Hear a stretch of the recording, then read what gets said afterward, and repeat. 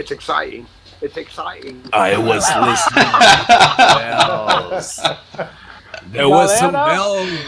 Vocês perceberam a presença do mal, a presença maligna aqui hoje no Heavy Culture. É um prazer aqui estar. Primeiramente, vamos saudar o nosso convidado especial, J-Rocks, do Resenhando. Obrigado pelo convite, super honrado, especialmente por participar de um bate-papo com alguém tão importante. Olha aí, And the hell's bells are ringing. From whom the bell tolls. Bells, yes. Miguel. I live nearby a church here. Hey, perto? Town of Satan. Do lado, tem uma igreja. Boa. Miguel, seja bem-vindo, Portugal Connection. Vou tirar até o som para atrapalhar. Boa noite. Nós hoje estamos outra vez com uma daquelas lives que eu tenho certeza que antecipadamente posso dizer vai ser extremamente divertida, porque com o Tony, por aquilo que já tivemos a oportunidade de falar com ele, é divertido. Vai ser certamente uma noite bem agradável, por isso aproveito para vos pedir para pegarem nesse link do YouTube e espalhem por aí, porque eu tenho a certeza que hoje vai ser hilariante. Obrigado, bem-vindos. Ivan? Opa, boa noite. Boa noite, Jorge. Boa noite, Miguel. Nosso convidado, tanto Tony Demolition como o J-Rocks, do canal Resenhando, que pra gente é uma grande honra estar com um dos caras que espelhou a gente a criar esse nosso canal aqui. Então vamos vamos compartilhar o nosso Resenhando, o canal do Resenhando. Toque no sininho lá do Resenhando, faça a mesma coisa com o Heavy Culture, toque no sininho, que nem o Miguel tá falando. Alma Hard, vamos lá, vamos trabalhar junto aí e vamos ter o prazer de ter um cara aqui foda, que é o Mr. Tony Dolan, do grande Venom Inc. Welcome, Tony! Welcome, hell! How is the Demolition Man doing? Again, please. Again, we had a problem with the connection from your end. Please, again, start all over. Okay, for that, everybody, for that. As I told you before, the phone connections are terrible. But anyway, we are so glad to have you with us. Last weekend we were with you talking about about the doing stuff in Brazil with some concerts, the show that you will play in the future there, and it was great. And of course, we had the chance to invite you to join our family, the Heavy Culture family. So here we are, and we are so thankful that you are here. Welcome. I'm so grateful. It was really, it was so super to come and see you guys last week with Mantis and Jeremy, and to talk about everything, and but to be invited to come and talk again, Miguel and Jay, and it's brilliant. And Ivan, it's so nice to see you. Thank you so much for inviting me. My Portuguese is slow and it's not perfect.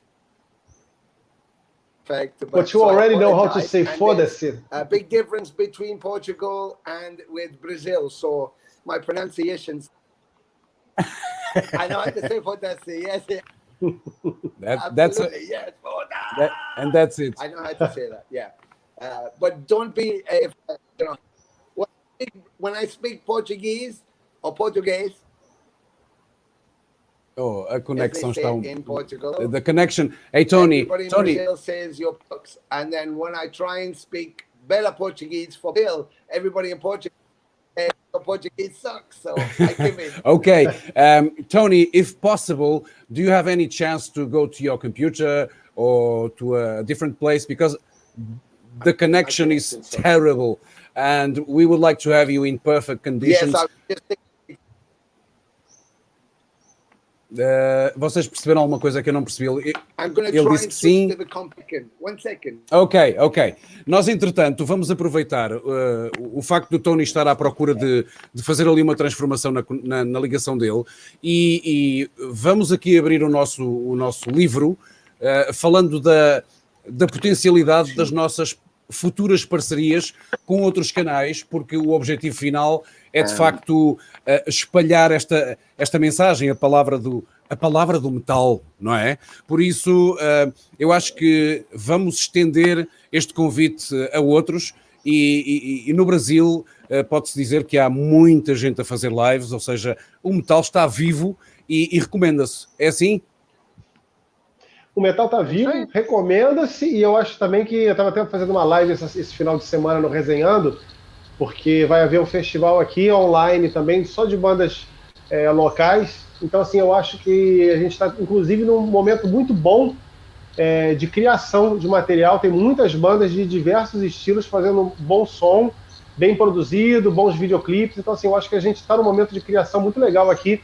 Então, isso passa pelos canais também. E por vocês, com certeza. E aproveita aí, Jay, faz uma propaganda da tua banda aí, cara. Fazer a banda da minha propaganda aqui, mas o cara aqui já vai me dar porrada, vai falar que é música de fresco. Nada, ele mas tem olha só, vou falar... Snake lá, que eu sei, tá guardadinho. Cara, esse aí é que nem um camarada meu que tocava no Ixos, né? Vocês conhecem o Ixos aqui do Rio? É uma banda que parece Slayer. Eu conheci o guitarrista, o Toninho. Aí o Toninho falava pra mim aqui assim: não, aqui só tem Slayer, só tem Death, só tem Autopsy, não sei o que lá, mas lá no fundo da coleção eu tenho um Vixen e um Festa Pussycat que eu deixo escondido. É o Miguel! É o Miguel com o Manowar. Mesma coisa. Vocês têm que dizer uma coisa: Manowar existem 2 aqui em casa, 3 na realidade, 3. 4, daqui a pouco tem 5, daqui a pouco tem todos eles. Um é CD, Daqui a pouco ele vai mostrar a tanga dele de pelúcia. Tá por baixo. Não, óleo corporal. Aqui é muito fácil. Quem for ao meu canal do Discogs vai saber certamente aquilo que eu tenho. Por isso... E estamos naquela fase boa da vida, que é assim, gosto, não gosto, e não preciso dar satisfações a ninguém. Essa é a mais-valia que nós temos hoje em dia.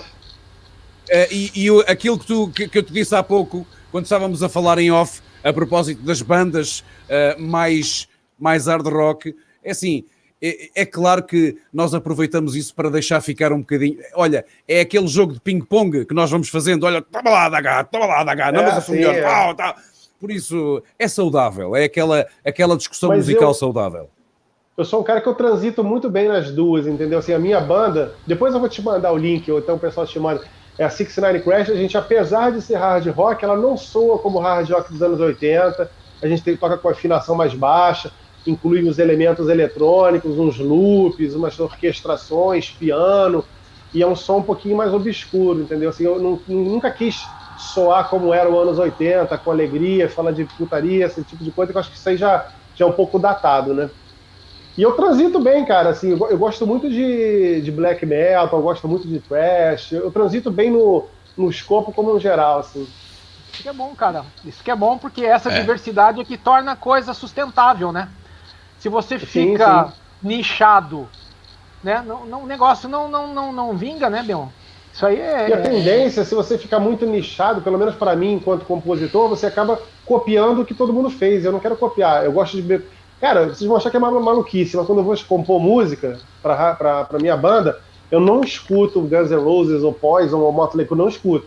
Eu vou escutar Behemoth, vou escutar Richard Marx, eu gosto de melodia, vou ouvir música eletrônica, sabe? Eu pego umas coisas muito nada a ver para fazer uma salada e botar dentro do meu som. Senão, se eu for ouvir lá, sei lá, Poison, Guns N' Roses, Motley Crue, eu vou copiar os caras, né? Não quero copiar. Isso fica no inconsciente, né? Já está no inconsciente. Curioso é que nós temos-nos apercebido ao falar com músicos, enfim, que vocês já têm conhecimento, os músicos com quem temos falado, é curioso que muitos deles dizem mesmo que não ouvem metal de todo. Eles procuram ouvir coisas fora do metal, não sei se servindo apenas como inspiração, ou se de facto é o estilo musical que eles gostam. mas o que eles metem cá para fora não tem nada a ver com aquilo que eles dizem que eu venho em casa. É engraçado. Isso é comum. Mas Não, pode falar, Jay. Eu faço muito isso quando eu vou entrar em processo de vou começar a escrever música, vou começar a compor, aí eu me afasto. Porque senão eu vou começar a xerocar os caras, eu não quero. É inconsciente, né? É inconsciente. É inconsciente. É. Exato. Mas é bacana isso, porque aí tu abre um leque de possibilidades, né? Mas assim, eu gosto de muitas coisas diferentes mesmo. Outro dia eu estava indo pro trabalho, eu fui ouvindo uma banda, na verdade não é uma banda, é um projeto, para quem não conhece, é bem legal, um projeto de um cara só, é um russo, o projeto se chama Malice, é um projeto de black metal. Eu fui pro trabalho ouvindo black metal com Malice e voltei para casa ouvindo o primeiro do Poison, né? Que é o ultra glam, ultra hard rock, né? Poison alemão, né? Isso. Não, ouvindo Poison raiz, de batom, cabelão pintado de louro. Eu tinha o logo do Poison no meu caderno de moleque. Aí o cara riscou, eu botei alemão embaixo, ele riscou, botou assim, Estados Unidos. Tipo assim, nossa, né? Acabou com o meu caderno, né? Tipo, agora não dá mais. Cadê o Tony Demolition? Aquele primeiro álbum do Poison é muito bom, cara. Eu gosto bastante daquele álbum que o Rich Cotton gravou também. A galera meio que desdenha ele, eu acho muito bom. Vamos falar de que álbum, afinal? Chegou. Yes, Tony. Foda-se! I'm so glad that you are back, Tony. You know, they were talking about this strange band from the United States. They are called Poison. Oh, fuck. I'm so glad that you are here. Poison, great band, great, lovely makeup and fantastic. Yeah, I love them. And you know, Venom did a song called Poison. Oh, Miguel. Yeah, what can you say? They did a song called Poison, but they never did a song called Motley Crue or Rat. They never did that.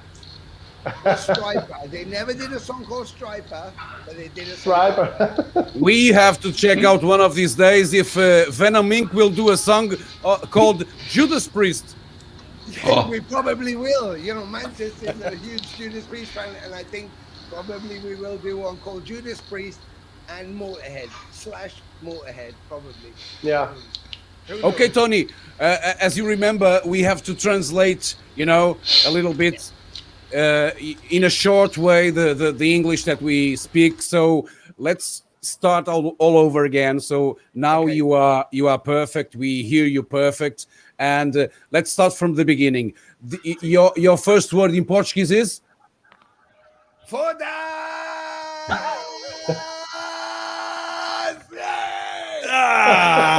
That's it. Very good, man. Perfeito. Muito obrigado. I think it's a good song title. Foda-se. It's a perfect song title. Yes, I'm gonna ask Prica Amaral to work, and me Puertes from Toja Squad to work with me on a perfect Portuguese swearing song. Yeah. That's a good deal, I believe. I think it's good for me. Okay, so from last time we met, it was a short time ago. Please let us know, for those who haven't seen that small part. Let us know, how are you doing? I believe you are outside of London at this point, and how is you doing? How is how are you doing there, working and contact? In connection with Jeff. So Jeff is here in Portugal. How are things going for the new record? Let's start from there. How is your family? Everything like that. We want to know. Okay, well, everybody's okay. You know, it's a crazy world, as we know.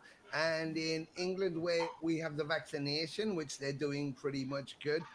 Whether it's like crazy, Bill Gates is putting androids inside our body, or whether it's actually a vaccine, who knows? But I had mine, and so far it's okay. We're opening slowly. Europe is having a real bad time. Italy hit again very hard. France, Portugal, Spain. So it's a bit difficult. And, working towards the album has been quite hard because we have everything completed but the vocals. And we like to kind of finish the things off together, myself and Mantis. So we like to do it in the same place, but it's been impossible. So now we're just recording the final vocal stems, and the album is finished, really. And I guess if the COVID hadn't happened, we would have been finished really early. We did 24 songs. We wrote so many lyrics and so much stuff that we have enough for a couple of albums. So we figure we'll just take our time. But COVID's been very difficult for everybody. So it has been strange in one way, because death is never good for family members and for friends. And I've lost so many myself. And the restrictions we're not used to as humans. And but in another way, we had a big pause button on our lives that we don't normally have. So people could discover things about themselves and do creative things that you never normally get a chance to do, because your day's full of work and rushing around and doing things for people and paying your bills, and we've been at home. So I think there's been a big creative volume. Mantis has done a Patreon site and is playing old Venom songs and is communicating with everybody on his media. I've done this huge Sabbath project with, Marty Friedman, who's based in Japan and locked there, and for the girls, Prika and Mayara, who are in Brazil, and with Max, a Polish artist who's relocated to England, with, Snowy Shore, with Mantis in Portugal. So it's a real community thing. The art cover was done by a tattoo artist who tattooed me, Yama, who has a shop in Rome. So it's truly international. And, Ken Andrews, James Murphy, from Obituary and Death and Testament, and Hobbs is on there from, Suffocation, so it's amazing. And, I couldn't have done it normally. If the world was normal, you don't get a chance to do this because everybody's touring, everybody's busy. So because it's been stopped, it's kind of created a revolution. And I think very much like the 1920s, when they had the Spanish flu, the 1920s was an incredible time for the world because it followed the Wall Street crash with the economy and the Spanish flu pandemic. And I think that's exactly what we're going to experience when this thing ends. Massive explosion of music and art and culture, and people wanted to express themselves. It's quite exciting. And my brain will fry in just a second. Ok, vamos então traduzir isto muito resumidamente. O Tony deixa ficar a ideia de que está a correr tudo bem, apesar desta grande loucura. A Inglaterra está a seguir os passos que, enfim, todos os países estarão a tomar nesta altura. As vacinações estão a correr bem, ele está ansioso por poder viajar para Portugal e poder gravar a voz para o novo álbum dos Venom Inc, que só está numa situação pendente da voz do Tony. Por outro lado, ele teve a oportunidade de participar no projeto Sabbath, uma parceria, enfim, global, que está a tomar proporções muito interessantes. Ele falou-nos há pouco em off que estreou no fim de semana passado o vídeo com ele, o Marty Friedman e mais elementos, que teve apenas em 24 horas 9.000 visualizações. Nós podemos ajudar a ampliar esse número ainda mais. Por isso, vamos procurar o Sabbath e vão ver lá artistas de todo lado. Ele falou da ideia da Nervosa, das Nervosa, que a Prika está lá também, colabora, e também outros músicos, de James Murphy, pessoal dos Suffocation, o Hobbs, tem, enfim, uma quantidade de gente que está à vossa espera. E neste caso o vosso apoio desse lado são as visualizações que vocês podem dar àquela, enfim, à plataforma que certamente será o YouTube. Por isso, vamos em frente e dar o nosso apoio para o Tony, os Venom Inc, Sabbath e outras bandas que estão espalhadas pelo mundo. E lá está, resumindo, esta pandemia tem tudo que é mau, mas também ao mesmo tempo trouxe o lado muito positivo. Olha quem nos veio visitar ali, o Jeff Mantas! Nice. Hey! Por isso, estamos a fazer... Olha, ó. Estamos a ver o mundo uniu-se para colaborar em conjunto para tratarmos das músicas, sem perder mais tempo, porque já perdemos aqui alguns minutos. Vou avançar para o Jorge, porque temos a primeira pergunta que vem precisamente do Brasil. E aos nossos convidados que estão a ver, deixamos ficar a ideia que, se nós conseguirmos ter tempo no final, venham daí as vossas perguntas para o Tony e enfim, ele vai deixar ficar a resposta possível se nós tivermos tempo. Jorge, o tempo é todo teu. Rapidinho. Eu sempre tive uma curiosidade de perguntar para o Tony sobre os 3 discos que ele gravou com o Venom. O Primeval, Temple of Ice e The Wastelands, né? Que agora parece que os fãs né, conseguiram absorver, né? Que tinha uma parcela mais xiita dos fãs ali, com Cronos, enfim. Hoje a gente percebe uma aderência maior a esses trabalhos, né? Eu queria saber como o Tony vê esses discos, esses 3 discos gravados aí, com o nome Venom, né? Qual a percepção dele hoje desses discos, né? So, Tony, Jay is asking something about the albums you recorded with Venom. So, Primeval in '89, Temple of Ice in '91, and also The Wastelands in '92. These albums, they were kind of hard for the fans to get used to. Yeah. But it seems that now they are understanding the albums. Finally, they are understanding those albums. And George was asking, what's your vision about these specific records of Venom, where you performed? I think it was a transition in metal for Venom, but also because Kronos left from A Calm Before the Storm, which was a very different album, and probably in real time was Kronos's first solo album, really, and so there was a big change going on.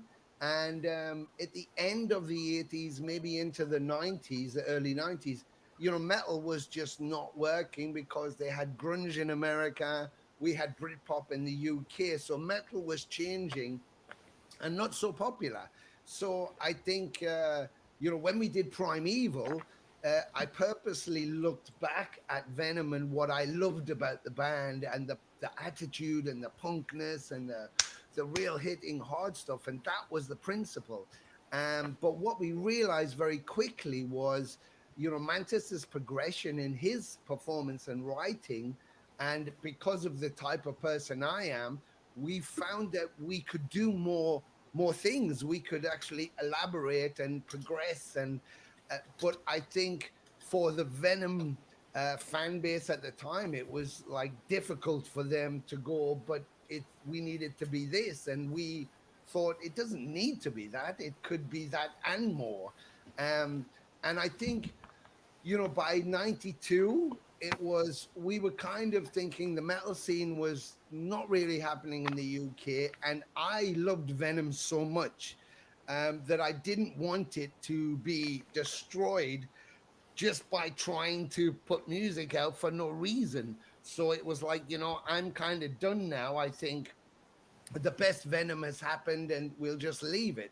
Of course, nobody could predict Pantera coming through and kicking everybody's ass like Metallica, and the whole scene blew up again. And then, then black metal exploded in Scandinavia, and all of a sudden the kids all wanted to have this metal again. So it was inspirational. But I think now I'm putting together, after 20, 30 years, I managed to get license from BMG for the box set. So I have all my material. I'm putting an amazing box set together of that period. But what I found as soon as I announced it was people coming to me go, oh my God, it blew my mind. I find this album, because it's different now. It's not 1980s and it's not the early 90s.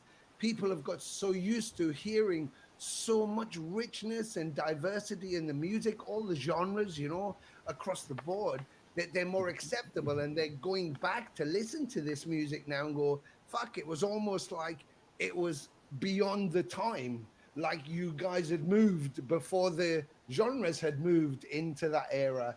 And so for us, and for me personally, I think it's amazing that people are rediscovering.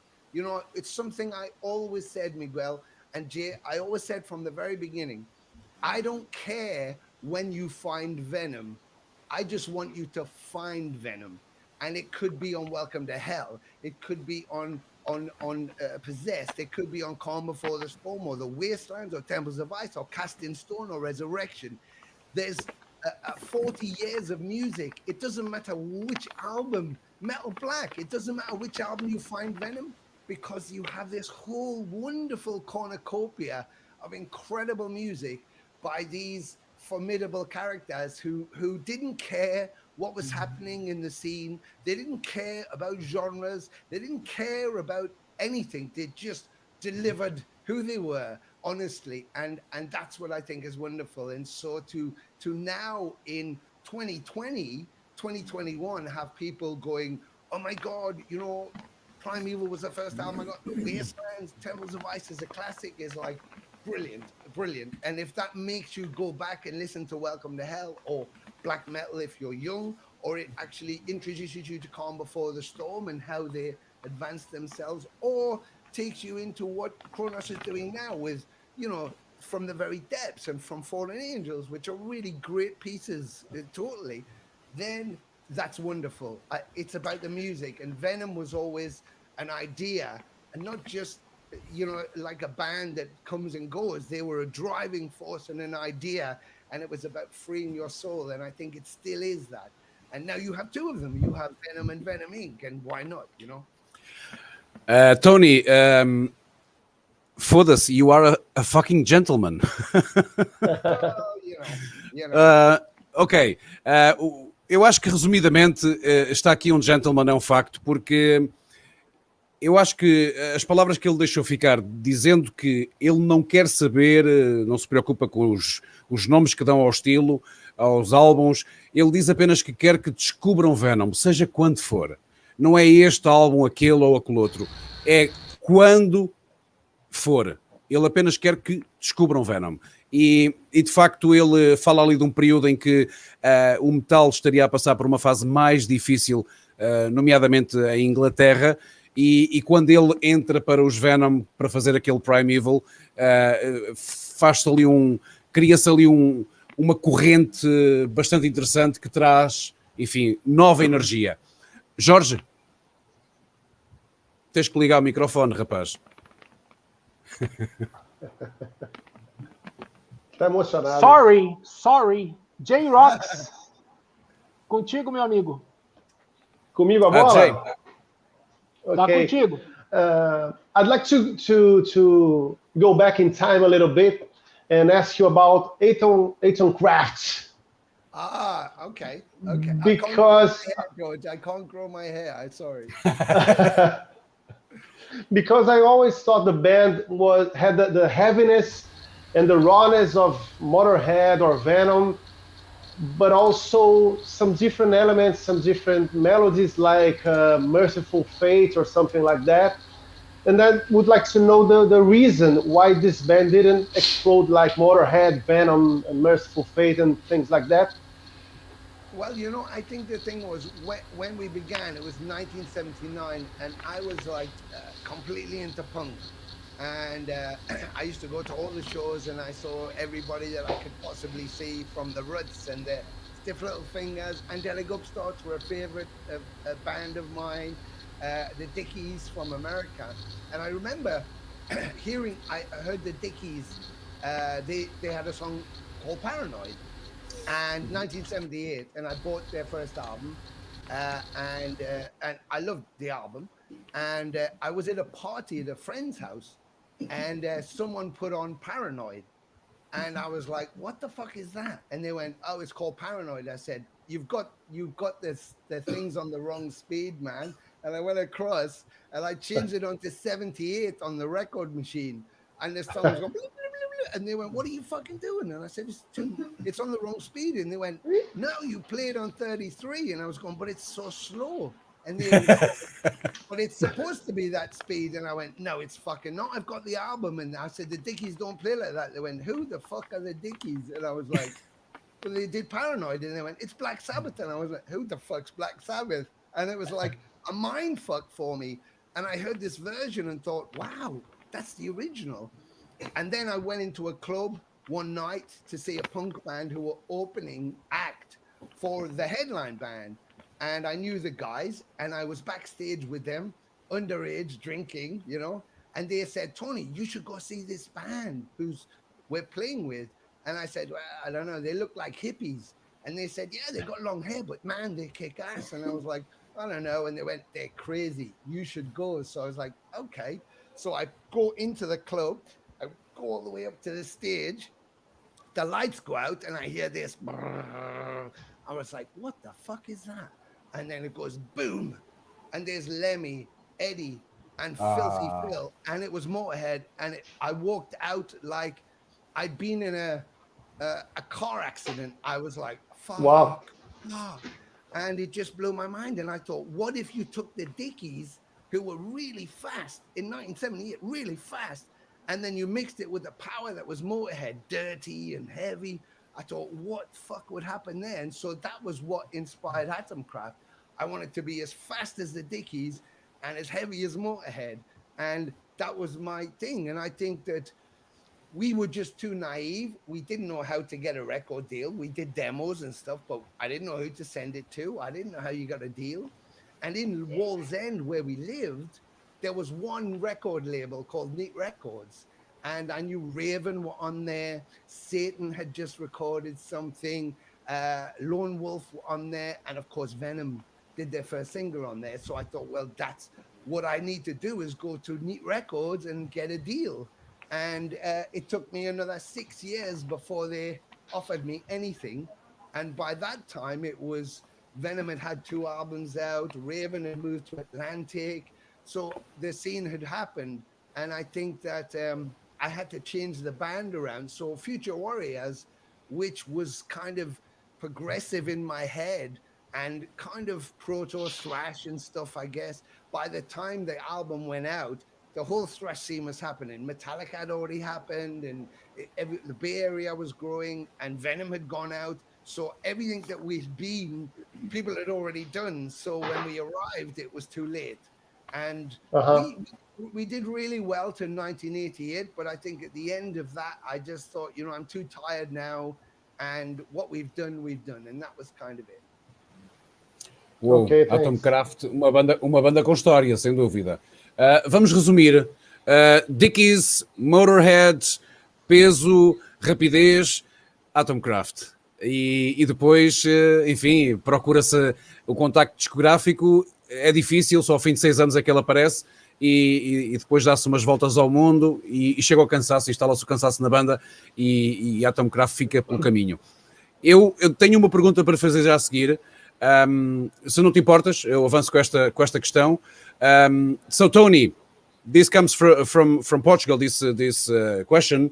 Okay. And let me tell you that so it all started over 40 years ago, and we thought that which one of your dreams you realized you achieved first? Was it as a musician or as an actor? And also, in which way do you think that these areas came onto your life? And also, if there's a symbiosis between music and cinema in your particular case? Well, I don't think there's a symbiosis. And I think it's like this, you know, when people ask me, so how come you ended up acting? And I said, I don't know. And they said, well, how did you get into a movie? I said, I don't know. Or TV or whatever. And the same thing, I think, when I was 16, 15, maybe 15, let's say, I had about 6 LPs, 6 records. That was all I had. And I bought a white sleeve of a record. So nothing in it, just a dust cover. And I drew my own album cover. and called it Atom Craft, and I had it in my collection. So every day I would think, which album shall I play? I only had like 6, but I'd go through them really slowly, and my album cover would fold in, and I think, oh yeah, that's mine. So my dream was to make an album, and I used to say to my friends, if I could make one album, I don't care about anything else. I just want to make one record, and then I'll be happy. And I made many records, and I'm on many recordings, and I'm not happy. I want to keep making them.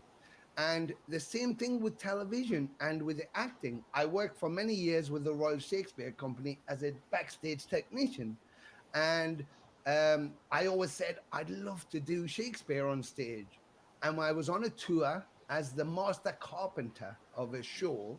And we were in India, and one of the actors got very sick.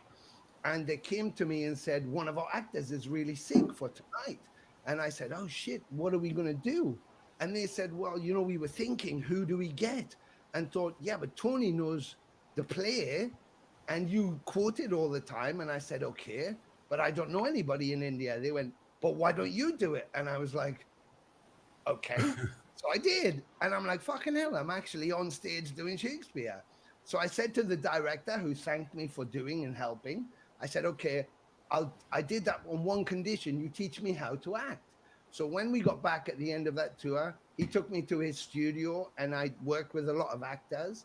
And then I went to see an agent and thought, oh, I am an actor now. And the agent went, it doesn't work like that. There's no way you could do it. So I was like, oh, okay. I figured like, because I did this. And they were like, no, it doesn't work like that.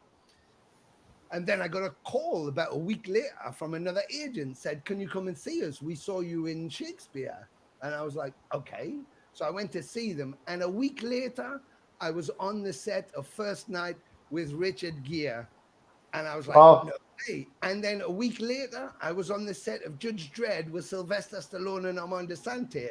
And I was thinking, this is weird. How am I doing this? And then I said to my agent, I said, I'd like to do a television show.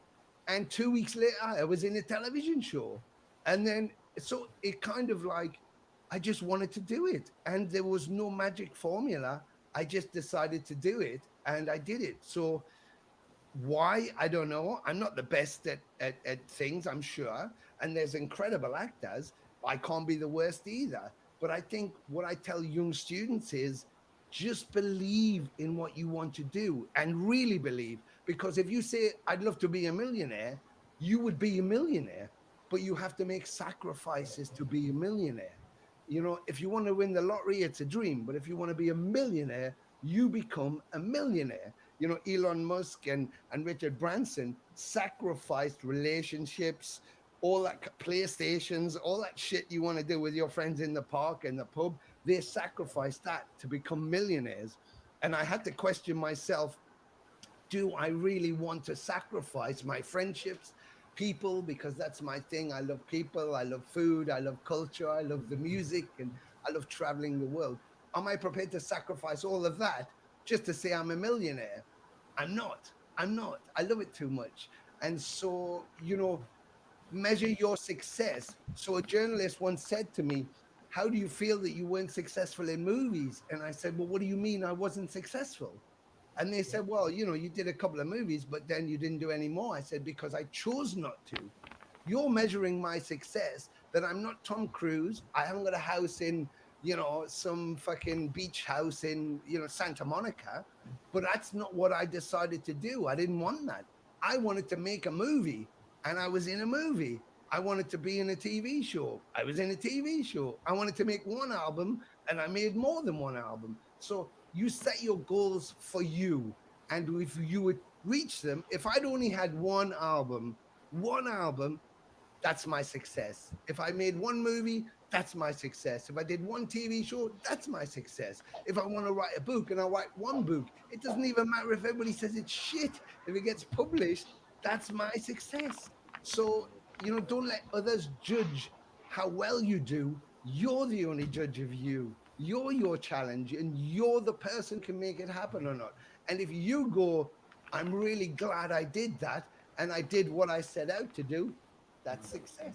That's success. Whoa, wise words. I think I'm going to become a porn actor. What do you think? Well, funny enough, George, if you want to do that, I have a very good friend in Milano who makes Let's talk about it. Let's talk about it, yeah. And he said to me, he's Marcelo, he's Flegias from Necrodata, and Patanero, he sings Paranoid. But I said to him, I don't know if I could do that, because of my cock. He said, it doesn't matter how big your cock. I want you to make you look really good. So there we go. So beware, the Brazilian stallion is coming at you. Absolutely, yeah. Come on, George. You have to be careful, because I believe that they say to the guys to fuck everything they find. Wow. That's the price. If there's a hole, if it's not mine, okay. They say if it's breathing, you fuck it till it's not breathing. So okay. Épico, hein? I didn't say that. Ok. Resumo, Miguel, por favor, resumo. Comece pela pornografia ou sem pornografia? Tem crianças ouvindo, hein? Tá no horário nobre agora. Olha, ele até chora, o Ivan até chora. Ficou emocionado. Eu acho que a tua mulher não está a ouvir, pois não, Ivan? Ainda bem, né? Pois, senão ela olhava a tua reação e ficava... Ora bem, I'm crying. A pergunta começa por questionar o Tony qual das carreiras teve início em primeiro lugar e se de alguma forma elas estão relacionadas. Ele diz que como é que ele foi parar ao cinema, não sabe. O lado de ator aparece, enfim, por acaso, porque ele trabalhava na área, na altura estava com a companhia de Shakespeare e trabalhava como carpinteiro, andava pelo mundo, enfim, na altura em que estava a turnê dessa peça a passear o mundo, uma das peças de Shakespeare, e depois ele acaba por fazer o papel de alguém porque ele sabia o guião todo e é convidado. Na música, ele deixa a ideia de que quando era mais novo tinha apenas 6 discos e aproveitou uma das capas brancas, daquelas normais que nós temos, a comum branca, em que ele desenha a capa do álbum dele e ele diz... um dia gostava de ter um álbum, ou seja, ele deixa ficar a ideia de que desejando algo e trabalhando, sacrificando algo, tu consegues chegar aos sonhos que tens. E tal como estávamos a dizer, palavras sábias, e depois, enfim, toda a conversa rola à volta de óleo, pornografia e Itália e pronto, e aquilo que nós sabemos. E todos gostamos, na realidade. Escusam de mentir. So, he's gonna get a job. George, you have to bring your pussy with you. Yeah, he has to find an agent. Yeah, he has to find an agent, and he tells him to drop your pants, and they're like, "What?" I'll be your agent, George. Okay, Ivan. I'm gonna shoot my movies with a Venom T-shirt. Of course, yes. Hey, in that case, I would join the crew and take a bulldozer T-shirt from the album 9.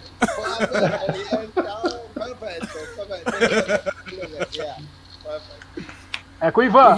Vamos avançar. Eu queria voltar. A gente vai. Vamos voltar ao Prime Evil aí, ao tempo do Prime Evil. Eu queria perguntar para ele como é que foi pro Tony Dolan ali, Demolition Man, como é que foi para ele assumir o posto de frontman do Venom, que o Venom já estava numa ascendência bem boa e forte, um nome muito, muito forte no mundo todo por ter criado um estilo black metal, né?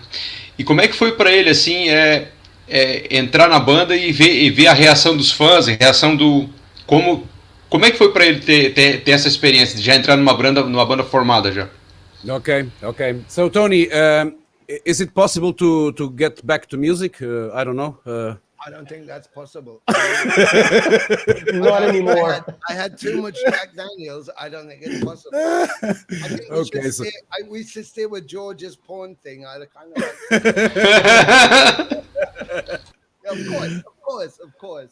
Okay, so I'll translate the question from Ivan, and he was asking if it was a big challenge for you to become the frontman of Venom when you joined the band, and do you felt in any way kind of a competition, Kronos versus Demolition Man? Now, I mean, obviously, Conrad Kronos has said that in interviews before. It was hard for him to accept somebody else stepping into Venom, not because I think in a real way he thought it couldn't happen. It couldn't happen, and of course he's such a huge character, and he was the voice of Welcome to Hell and Black Metal, War with Satan. So how could it happen? But I think the harder thing for him was it was me, because we were friends. I mean, we all traveled the same road together. We all lived in the same area. We all saw each other. We were all hang out with the same people. We were friends with everybody. And I was very close to Venom. So, and my band was quite not satanic, but we were heavy and dirty and dark. And that was our whole thing. And so there was a synergy there. And I think it was hard for Conrad to think it's Tony, because he couldn't separate me from Atomcraft and what I did.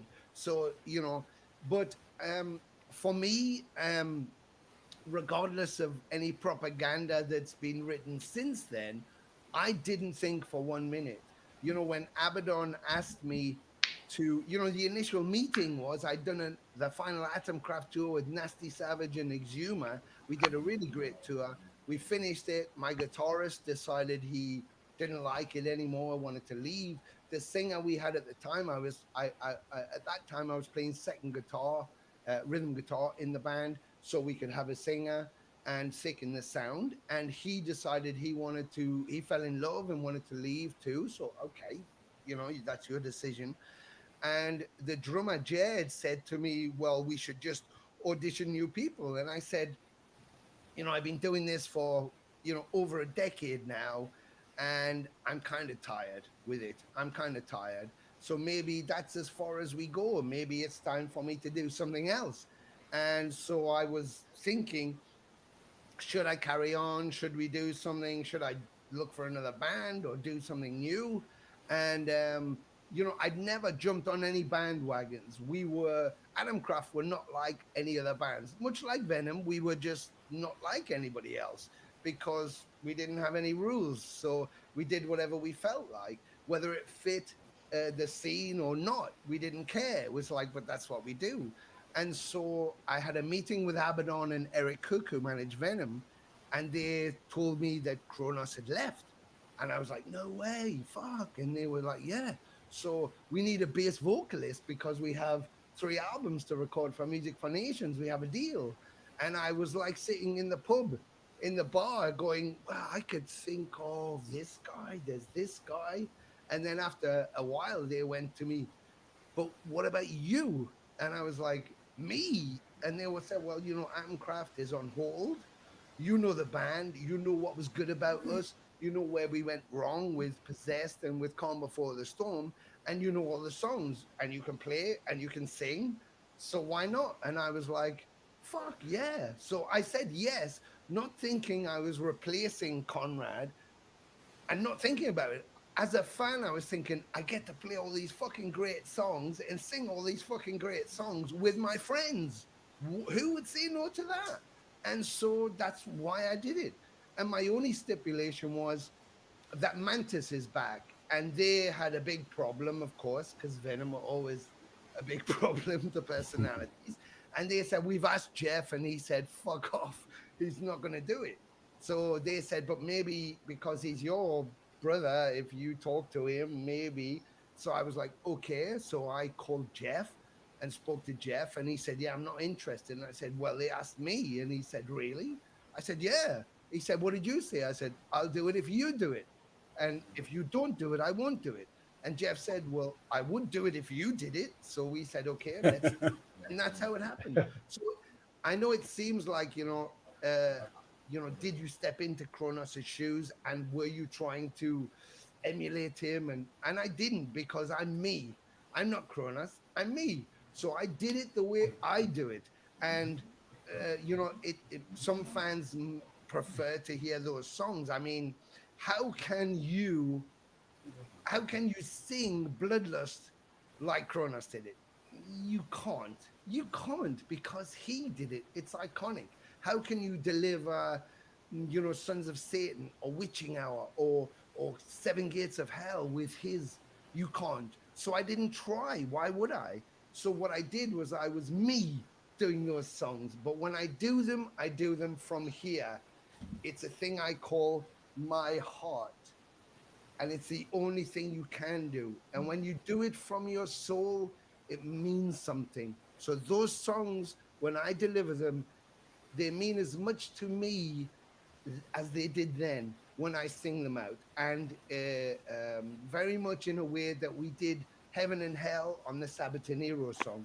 Now, Wendy Dio, I met at the Rainbow, a wonderful woman. And Ronnie James Dio was one of the most incredible people you could ever meet. And when I heard Tony D'Alessio singing Heaven and Hell and Ken Andrews playing the solo, I had tears. It's very different, but it was like, oh my God, because I thought if Ronnie had been alive and heard us tributing this well, he would have been so happy. And that's what I do with Venom. It comes from my inside. What Venom meant to me and what those songs meant to me is what I'm delivering. So I did it my way. So when people say, how did it feel stepping into someone's boots? I said, mate, I never wear anybody else's shoes. I only wear my own. And that's it. That's it. Ok. Fica aqui um resumo muito rápido. O Tony deixa a ideia de que não teve a preocupação de estar a substituir o Cronos, a fazer o papel do Cronos, porque o Conrad tem um estilo muito próprio e ele, Tony, sempre aplicou o seu próprio estilo e diz mesmo que a forma como o Conrad o fazia naquele período dos Venom, era perfeita porque era a fórmula dele Cronos, não é? E ele, a forma como se entrega à música atualmente, é de facto, ele mostrou a mão no peito, quando vem do coração, de facto, não há hipótese, é apreciada, é sempre apreciada. Vamos à pergunta desta vez ali para... Eu vou aquele álbum, aquele VHS que eles lançaram após o Prime Evil é sensacional. Mostra uma performance dele violenta. Que é da turnê. The VHS from that tour of Primeval. É do Isso, Primeval. É a turnê do Primeval. A performance dele é foda. The performance is unbelievable. Well, thank you. You know, the thing is, I mean, thank you so much. That humbles me completely. You know what, you know, so many people, that video, Live 90, when I look at Hammersmith from 1984, and I look at that amazing Venom show with everything exploding and the craziness that's Venom, you know, and then I look at Live 90, it's very different. But I hear the life in the music, and that's me, the intensity. And I love the clubs, you know. I was a punk, and I was born in the clubs, not on big stages, not in stadiums, not with pyros.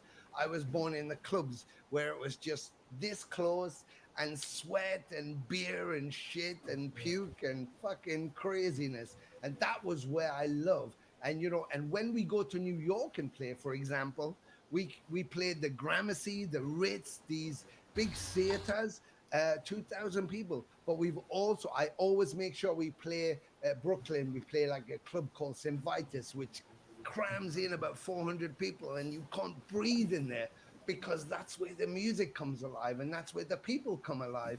And I love that electricity. And that's what I think we got in the Live 90 video from that tour, is pure energy, not just the band, but the fans too, you know, because you know, when you play shows, it's nice to play Wacken to, like, you know, 30,000 people are all going, oh, la, la, la, la, la, la la la. Yeah, brilliant. That's great. But I want people in my face going, ah, because that's like life. That's the crowd and the band become one. Yes, Yeah. completely become one. And the band feeds off the fans, and the fans feed off the band.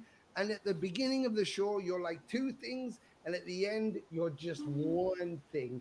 And that's what I love more than anything else. And so I think we were fortunate to capture that in Live 90, that Venom and that energy. We caught it perfectly. And so thank you very much. And I'm so glad that we managed to capture that for history in a piece. So you have the Venom with the pyros and the hurrah and the bombs, and then you have the Venom just pure music. And don't forget those two important moments in Venom's history. One is, you know, the big exuberant kiss like Venom, and the other one is just music, and both very successful and very, very, very liked. Why? Because the music of Venom outweighs everything else. If you think, well, Abaddon wasn't the best drummer in the world, they were chaotic, it was all a bit of a mess. But at the end of the day, when you're in the middle of China, where nobody speaks English and we don't speak Chinese, and we play Countess Bathory, and you have 4,000 people singing the song Countess Bathory, all the lyrics, you're thinking, wow, that is the power of Venom, and that is the power of the music. It's incredible. So, thank you.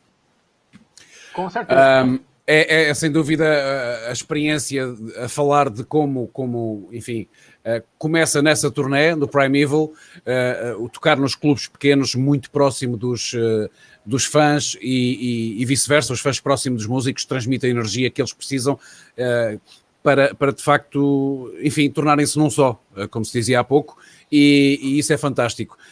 A língua é de facto universal, a linguagem, o inglês acaba por ser universal, principalmente quando ligada à música. E não posso deixar de dizer que esse concerto é épico, ao que parece. Eu não vi o concerto, mas os Venom sentiram isso, especialmente o Jeff Mantas e também o Tony, quando cantam Countess Bathory para os chineses e eles não sabem falar um puto de inglês e de repente estão a cantar as letras todas daquele tema. Eu gostava de agradecer, antes de nós nos despedirmos, porque ainda vamos estar aqui um bocadinho à conversa, tomamos uma decisão de resgatar o Tony por mais um bocado, mas eu ouvi ali uma questão pertinente do nosso público, a quem eu agradeço o facto de terem deixado de ficar as perguntas. Não podemos fazer todas, porque senão estaríamos aqui até amanhã, porque são muitas, felizmente. Eu agradeço a todos, em primeiro lugar, por terem participado. Mas há aqui uma questão do Luís Neto, que eu começo por fazê-la em português e depois vamos para o inglês. O Luís Neto, fucking bastard, deixa ficar a pergunta seguinte. Demolition Man, at first impression, isn't a satanic nickname. Does it mean that you didn't want to be a Kronos clone? Before you go to your answer, I will translate it to Portuguese. I was thinking otherwise. Portanto, o Luís diz que na primeira ideia o nome Demolidor, Homem Demolidor, Demolition Man, não é satânico. E ele questiona se isso de facto queria dizer que ele não queria clonar o Conrad. So you are free to reply.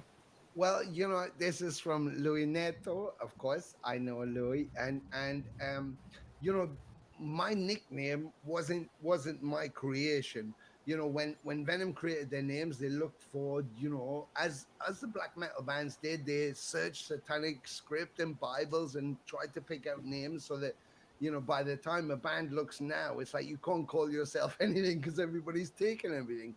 But for me, it was like I was known as a Demolition Man from probably 1980, certainly late 79. And the reason I was called the Demolition Man was we were doing a show, Atomcraft show, and there was a band called Warrior, and they had this show in the northeast of England.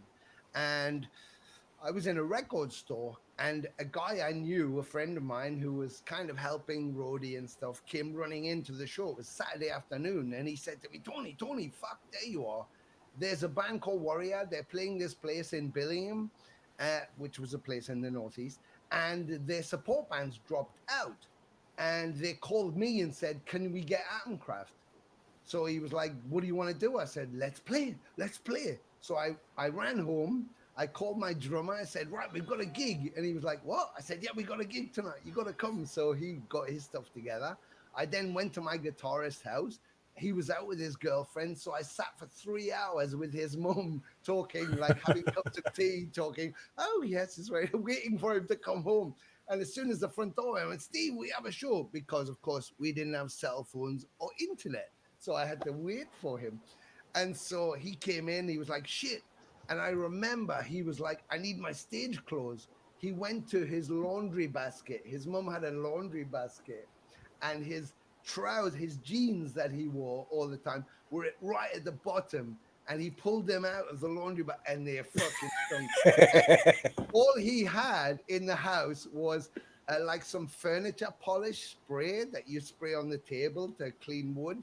And he sprayed his pants with furniture polish. I went, that smells okay. Put his pants on and we went to the show. And during the show, in those days, all of the bands, like all of the big bands did like solos. So the drummer did a solo, Peter Criss, you know, Neil Peart, and then Geddy Lee would do a solo, or Gene Simmons would do one, or Eddie Van Halen would do a solo. So everybody did solos. So we did solos too, even though we were shit. We all decided we should do solos. So you do a drum solo, as a drummer would be trying. And so it came to my bass solo, and there was a table in front of me with two guys who'd been drinking all night, not looking at the band, just talking to each other like, yeah. And I was like, fuck, these guys, they're not even fucking connecting. And so it came to my bass solo. So I ran over and I jumped on their table and I kicked their drinks over. And I went to play my bass and I pulled everything over with my guitar lead. My amps, everything on the floor, flames, it was blowing up. I was like, fuck. So all the crew came around and were trying to put the fire out. And my guitarist went to the microphone and said, ladies and gentlemen, the Demolition Man. And that was it. And so from there it stuck. So they called me Tony Demolition Dolan. And people used to say, you know, they'd be like, I don't know, they'd have like some kind of new thing in their house. And they go, oh, sure, Tony. And people go, don't give it to him. He'll break it. Oh, fuck, I'm so sorry. You are cursed. Yeah. And I'd go to a rehearsal and I'd say, can I use your amp? And people would go, no, you can't use my amp, because I'd pull the buttons off or do something would explode. So that's kind of me. I'm kind of heavy-handed. And I took that on stage. I was like, you know, when people said to me, there's a curfew or you can't do this or you can't do that, I'd be like, I'm just going to do whatever happens because that's what happens, you know? And so for me, I became the Demolition Man. It's like there's no rules when I go on stage because, like I say to fans, even now, every day we can't park here. We have to pay this bill. You can't do this. You can't do that. You have to stay in line. And so when we go to a show, you know, it's emotional, it's expressive, it's what we love. And for 1 hour or 2 hours in your life, you get to just be free. So I don't want rules at a show. Don't tell me when to stop. Don't tell me when to start. Don't tell me how many pyros or how many lights or how loud it can be. Just let it happen. For 2 hours of your life, you can be free. And so that's what I want from shows. So that's where my moniker came from. And the satanic thing with Venom was like, you know, they wanted to be satanic. That's cool. I love Satan. I'm a Luciferian. Fantastic. I'm anti-state. Perfect. You know, I don't need to promote it. You know, much like Nurgle, you know, he does all the symbology and he's a Satanist. But like him, I don't preach it to anybody. It's just what I believe in. And it's not about Satan and God. It's just about people. You know, if you get from me what you are to me. If you want to be a cunt to me, I'll be a cunt to you. If you want to be nice to me, I'll be nice to you. It's like, you know, I don't transgress on people. I don't transgress on their lives, and I want to support them. You know, and if they're bad to me, I have to be bad back. And if they're good to me, I'll be good back. And that's just life, you know. a Christian philosophy is to treat everybody equal and to treat them well. Look at Christian philosophy across the planet. Is it equal? Are men as equal as women? And is everybody as equal? Of course they're not. So, but the Luciferian, the satanic that I believe is everybody's equal. I don't give a fuck if you come from Kuala Lumpur or Uganda or Egypt or fucking, Scandinavia. To me, you're equal. I don't care what the color of your skin is, what language you speak, what food you eat. And I don't care if you've got tits or a cock. I don't care if you've got a cock and you want tits. I don't care if you've got tits and you want a cock. I don't care, because each person is a person. And that's what's amazing about the humans. And that's what I love. And I don't care what gender you are. I don't care what sexuality you like. I know who I am, and I hope you know who you are. That's to be embraced. So all of that is, why do I want to call myself something I'm not? I'm called Astrobloggergoth, and I'm from the shores of hell, gate holder to the seven. I'm not. I don't hold a bunch of keys to the seven gates of hell. I don't. Am I going to hell? Of course I am. But I don't care. I don't need to have horns to be a mean, evil motherfucker. I can just pick up a gun and shoot people in a fucking shopping mall if I want that. I don't need to fucking, call myself an Astaroth. I can go and fucking rape whoever I want, to punch who the fuck I want for no reason anytime I want. And people can do that for me. Dimebag was shot, not by the devil, but by someone who didn't like what he did. I was threatened to be shot. Maybe I will be at some point. But I reached out to the guy who wanted to shoot me in America and said, I'm going to pay for you to come to our show on my guest list. I'll pay for your fucking taxi. This is what I want you to do. Don't bring a gun, because if you shoot me, you'll go to prison for the rest of your life. And you have a sick mother you need to look after. And I'll be dead. So what's the point? But come to the show. I'll pay for you. You'll be on my guest list. If at the end of the show, you still think I'm shit and I'm a cocksucker, we'll go into the car park. And if I'm standing, then I'm standing. And if you're standing, then you're standing. But we'll have solved it, and you can go on peacefully in your life. But that's the kind of momentum. It's like, I just think it's about being real. So the Demolition Man was given to me because I'm chaotic and I don't give a shit, and I'm a bit heavy-handed. And also, I didn't need a pseudonym to call myself, because I'm just who I am, and that was it, If any of that. Whoa, it all makes sense. It all makes sense. And I talk too much, but you know that, Miguel. No, you do not talk too much. We read some comments about the history behind your moniker, and they said it was a wonderful story. Behind the way that Demolition Man came to to your nickname or moniker, as you please. I'm kind of lost. So o Tony diz que, resumidamente, ele não está, portanto, deixa ficar a perspectiva de como é que surge o nome Demolition Man. Surge por acaso, alguém está num concerto, está completamente a cagar para o concerto, e ele, nessa altura, quando chega a altura dele atuar, ele vai para cima da mesa onde estavam esses dois camões e dá cabo daquilo tudo, não é? E entretanto fica denominado como o Demolition Man, e depois entretanto querem que ele faça devias deixar o Tony experimentar isto ou aquilo, e ele acabam por dizer que não, porque ele destrói tudo. Ele, tudo em que toca, ele destrói. Por isso, eu acho que o mais interessante é a forma como aparece este nickname.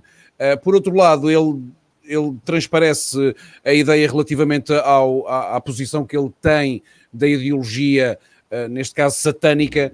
Ele deixa a ideia de que deve dar liberdade às pessoas para pensarem naquilo que querem na realidade. Ou seja, se querem adorar a Satã, devem fazê-lo. Se querem adorar a Deus, devem fazê-lo também.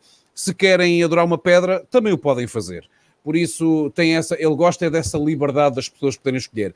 Agora, se alguém o quer confrontar relativamente a isso, com violência, ele convida a pessoa primeiro a assistir a um concerto dele e depois, se no final desse concerto a pessoa estiver com a mesma ideia, vão até ao parque de estacionamento e vão resolver as coisas de forma pacífica, segundo me pareceu.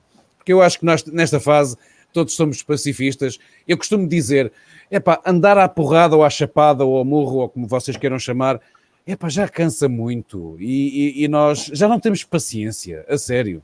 E quando alguém vai para um concerto, não faz muito tempo, o último concerto que eu fui ver, havia alguém que estava violentamente, enfim, aquilo já não é mocha, aquilo já é cotovelada assim no braço, mesmo avançam literalmente assim e fizeram numa amiga minha e eu parti imediatamente para a defesa dela e depois percebi que não vale a pena porque já cansa. Já ficamos cansados, não temos paciência. E depois já viram o que é irmos para casa com o olho todo negro. Para chegar a casa, já não é chegar a casa aos pais e dizer: oh pai, aconteceu-me isto. É: oh mulher, olha como aconteceu. Ô Miguel, assim. Muito bom. Muito bom. J-Rocks. Vamos a isso. Eu tô só aqui rindo de vocês aqui e já agendando aqui o meu próximo emprego, que eu vou pegar o Tony para ser meu manager, né? Voltamos à pornografia. So porn is back. He's my client, so be very careful. Yes. Yeah. I gotta look after him, all of him. I gotta protect him. Do. Vamos avançar para mais alguma. J-Rocks. É o Jay, mas ele já só está com a cabeça na sétima arte, ou oitava ou nona, já nem sei o que. Está na putaria, 69. Because my band is called 69 Crash. Yes. But Tony, I will have to just one more question. What do you think is going to happen with the bands and the artists right now during this strange period we're living? Because since we don't see in the near future the possibilities of doing concerts, do you think there is a way out to still to keep the ball rolling? Yes, I do. You know, just as a side note, there was, I think, wasn't Louis was asking about would I consider living outside of the UK like Mantis in Portugal? Yes, Louis, I would. I'd live in Brazil in a minute, Rio in particular, but you know, Sao Paulo would do okay, Curitiba too, of course, Porto Alegre. I love Brazil, so it's my second home, and of course, Italia too, Roma, Milano, of course. So, but and then someone said, I am. Who was it? Gabriel. Gabriel said, I can't believe someone would threaten to kill you. Well, put it this way. We put out Symptom of the Universe, the Sabatonero. We premiered it on Sunday, right? So it went out. I was like, fucking hell, it's the first song. Oh my God, this is real now. And I did all the promo and we put the song out. There was like 7,000 views in less than a day, 8,000. It was going up. And then Geezer Butler, he said, this is an exceptional version of the song I've ever heard. My favorite song is exceptional. And Tony Iommi, I got a private message through going, amazing, amazing. I love it. And you are speaking with the gods? Yes. And I was like, oh, fuck. And then, and I'm a bass player. So for Geezer Butler to write that was like, shit. I mean, he's the reason, one of the reasons. And then I opened up Venom Inc. Facebook page today, and under the video, some guy from Scandinavia wrote shit. That's all he put, shit. And I was like, okay. Now, working on the principle of everything, I thought Geezer Butler thinks it's the most exceptional version he's heard. It's amazing.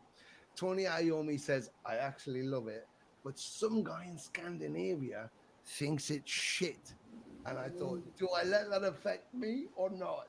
But that's people, you know, it's about taste. No, you are taking it wrong, I believe. When he said shit, it's like, putain! It's like putain! for this. Yeah, exactly. You see, when he said shit, it means like, oh, Brazilian, it was translated from Google Translate to puta. But yeah, and I completely forgot the question because I was talking about that. Okay, you were talking about someone that was watching us. I believe that was Gabriel, who said something about the person who wanted to shoot you. He was like, "Does anybody want to shoot you?" Everybody wants to shoot me. Everybody wants to shoot me. But you know, I'm Superman, so I can't be. You have to use silver bullets. I'm like a fucking werewolf.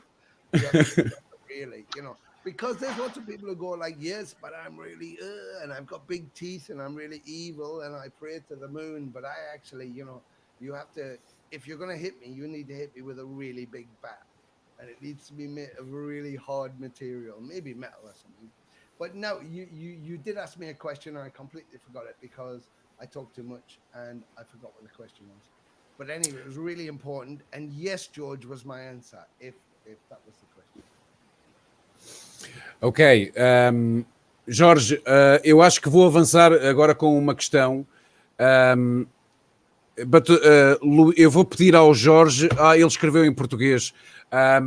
Eu gostava que. Porque esta aqui também me parece de destaque. O Luís Neto diz que às vezes eu penso que o Mantas e o Demolition Man, estou a citar, o Mantas e o Demolition Man não têm a real noção de quanta gente adora e alguns preferem até o Primeval. A dúvida é se já começam a ter esta noção. So Luís is making good questions, and this time he was asking if you and Jeff have the real notion of how many people likes, loves, and also maybe prefers Primeval.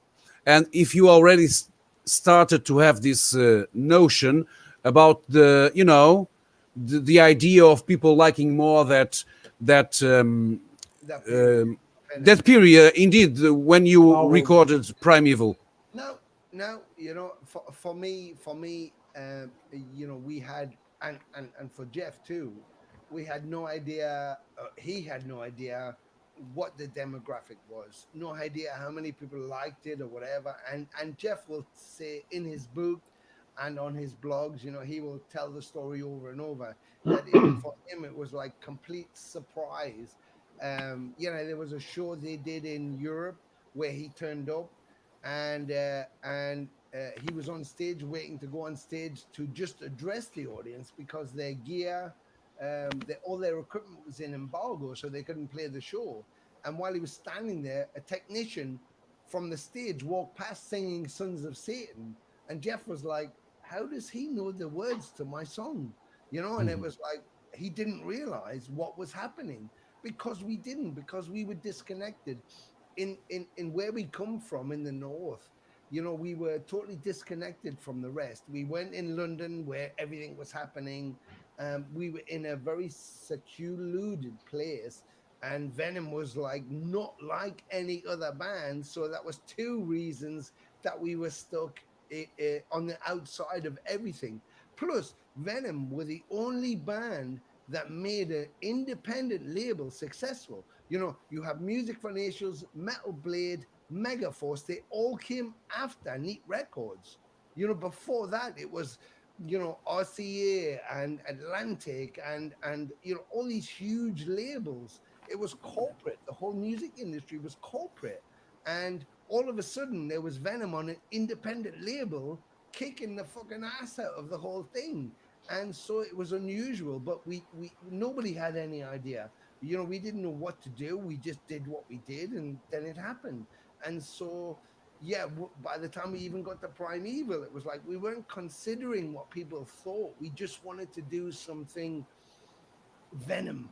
And how do we do it? So we didn't think, oh, what is everybody listening to? What is happening in the scene? What is the trends going? We just thought this has to be dark, and we have to mean it, and we have to really fucking do it, and it has to be like Venom. It has to be full of venom.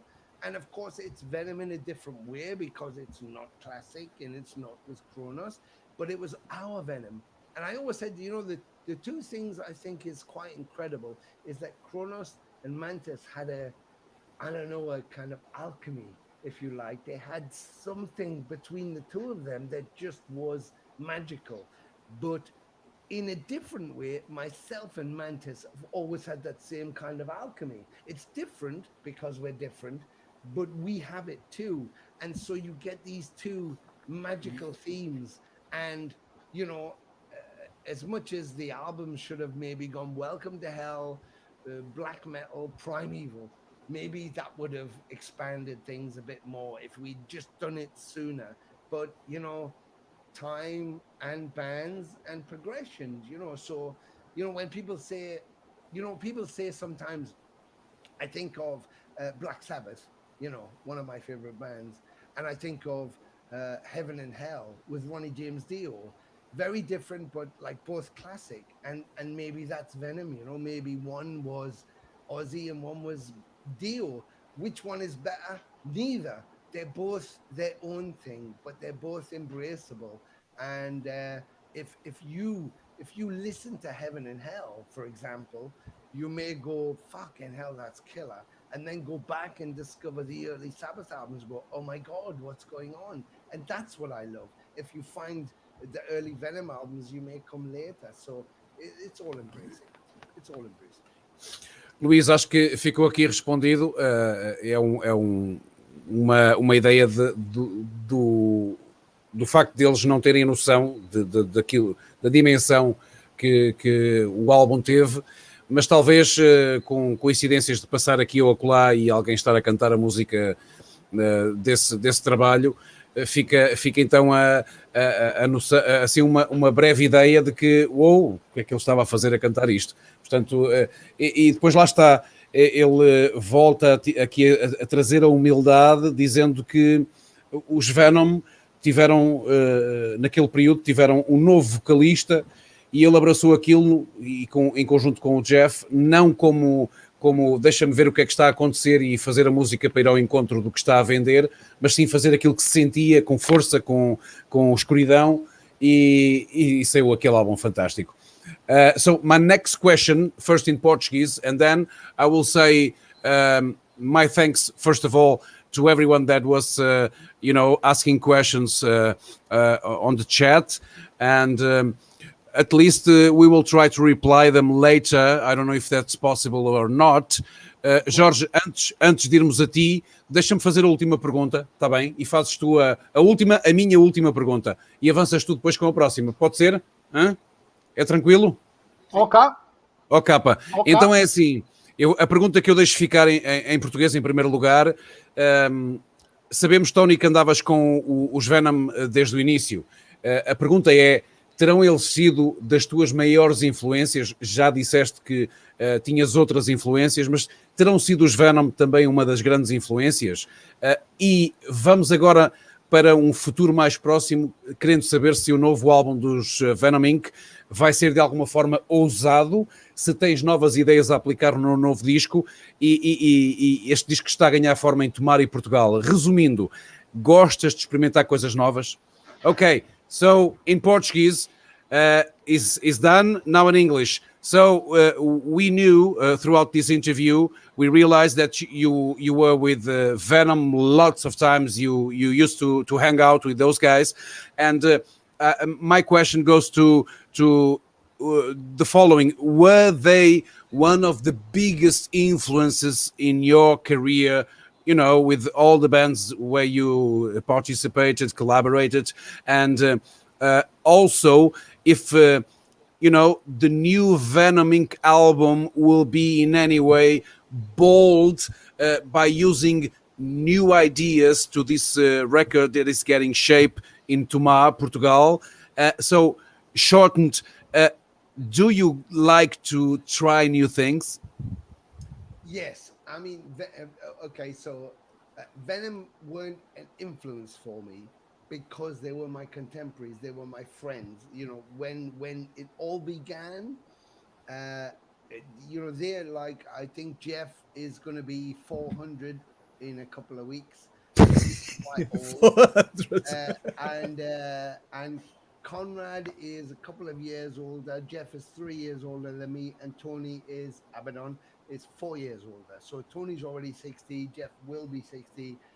Conrad is a year or so away, and I'm a couple of years away. And so, but we were all the same age. So they weren't influenced on me, but we were all influenced by what was happening. You know, Motorhead, Judas Priest, Kiss. You know, I remember coming back from Canada, where I used to live, in 1978, I think early 78, and I went to school and I had a Kiss army patch on and Kiss embroidered on my back patch and long hair. Yes, I had hair. I know. And people were, what is Kiss? What is Kiss? That was 1977 in the UK. What is Kiss? And I said, it's a band. And I went to see them in 74 at the Cobo Hall in Detroit. And they were like, what is it? I said, well, it's a band. And they were like, what kind of band? I went, well, it's like music. You know, I didn't know how to categorize it. So, you know, to come back to the UK at that point, and I think so. My influences were seeing Motorhead and punk rock and stuff.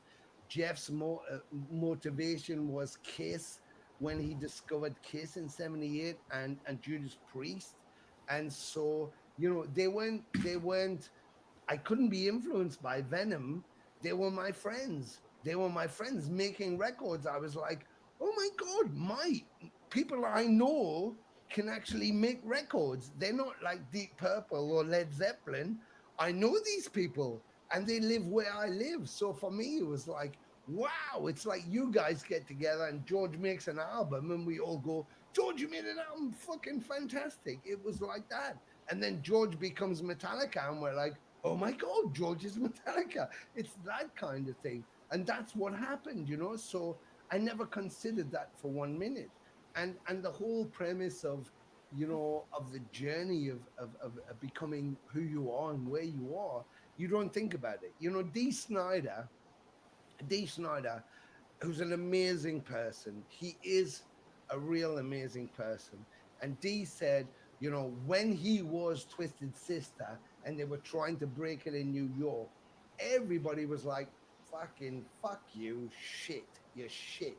The same as what happened to Metallica on the West Coast, playing with all these hair metal bands. They were like, what the fuck off. And they didn't fuck off. They kept going. And so did Dee. And Dee was like, now we mean something.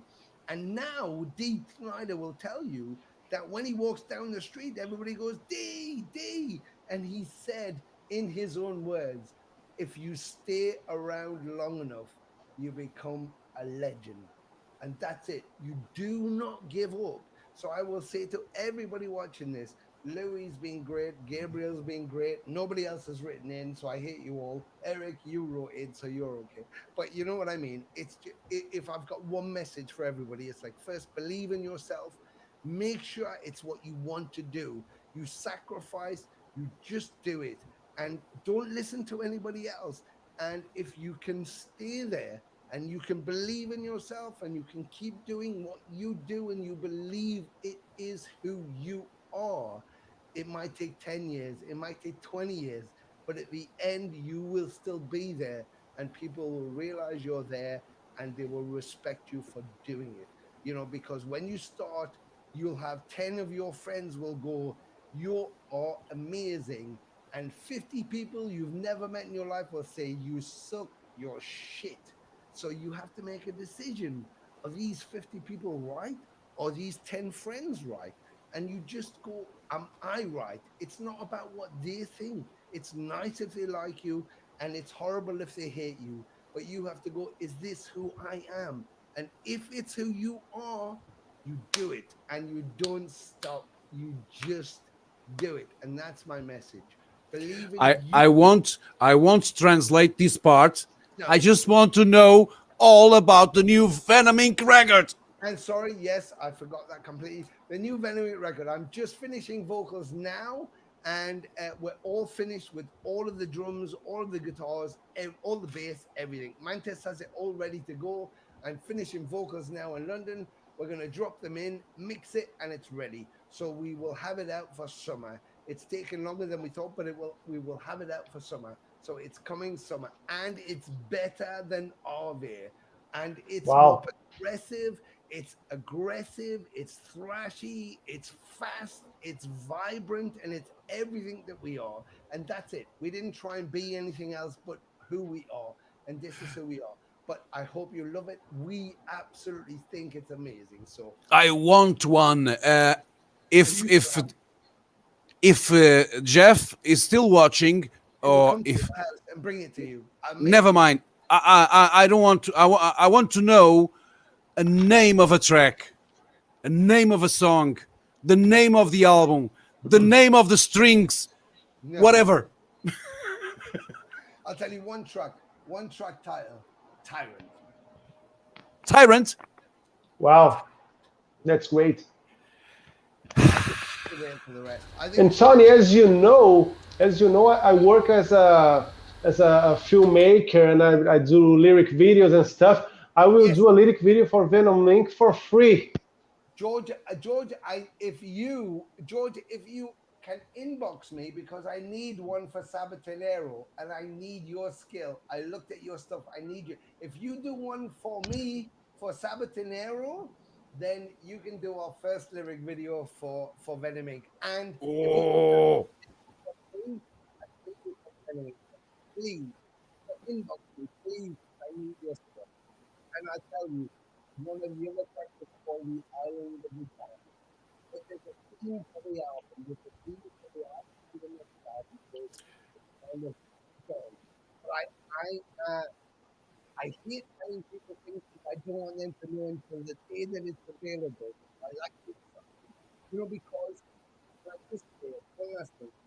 When I was going to and Motorhead was my friend of hand.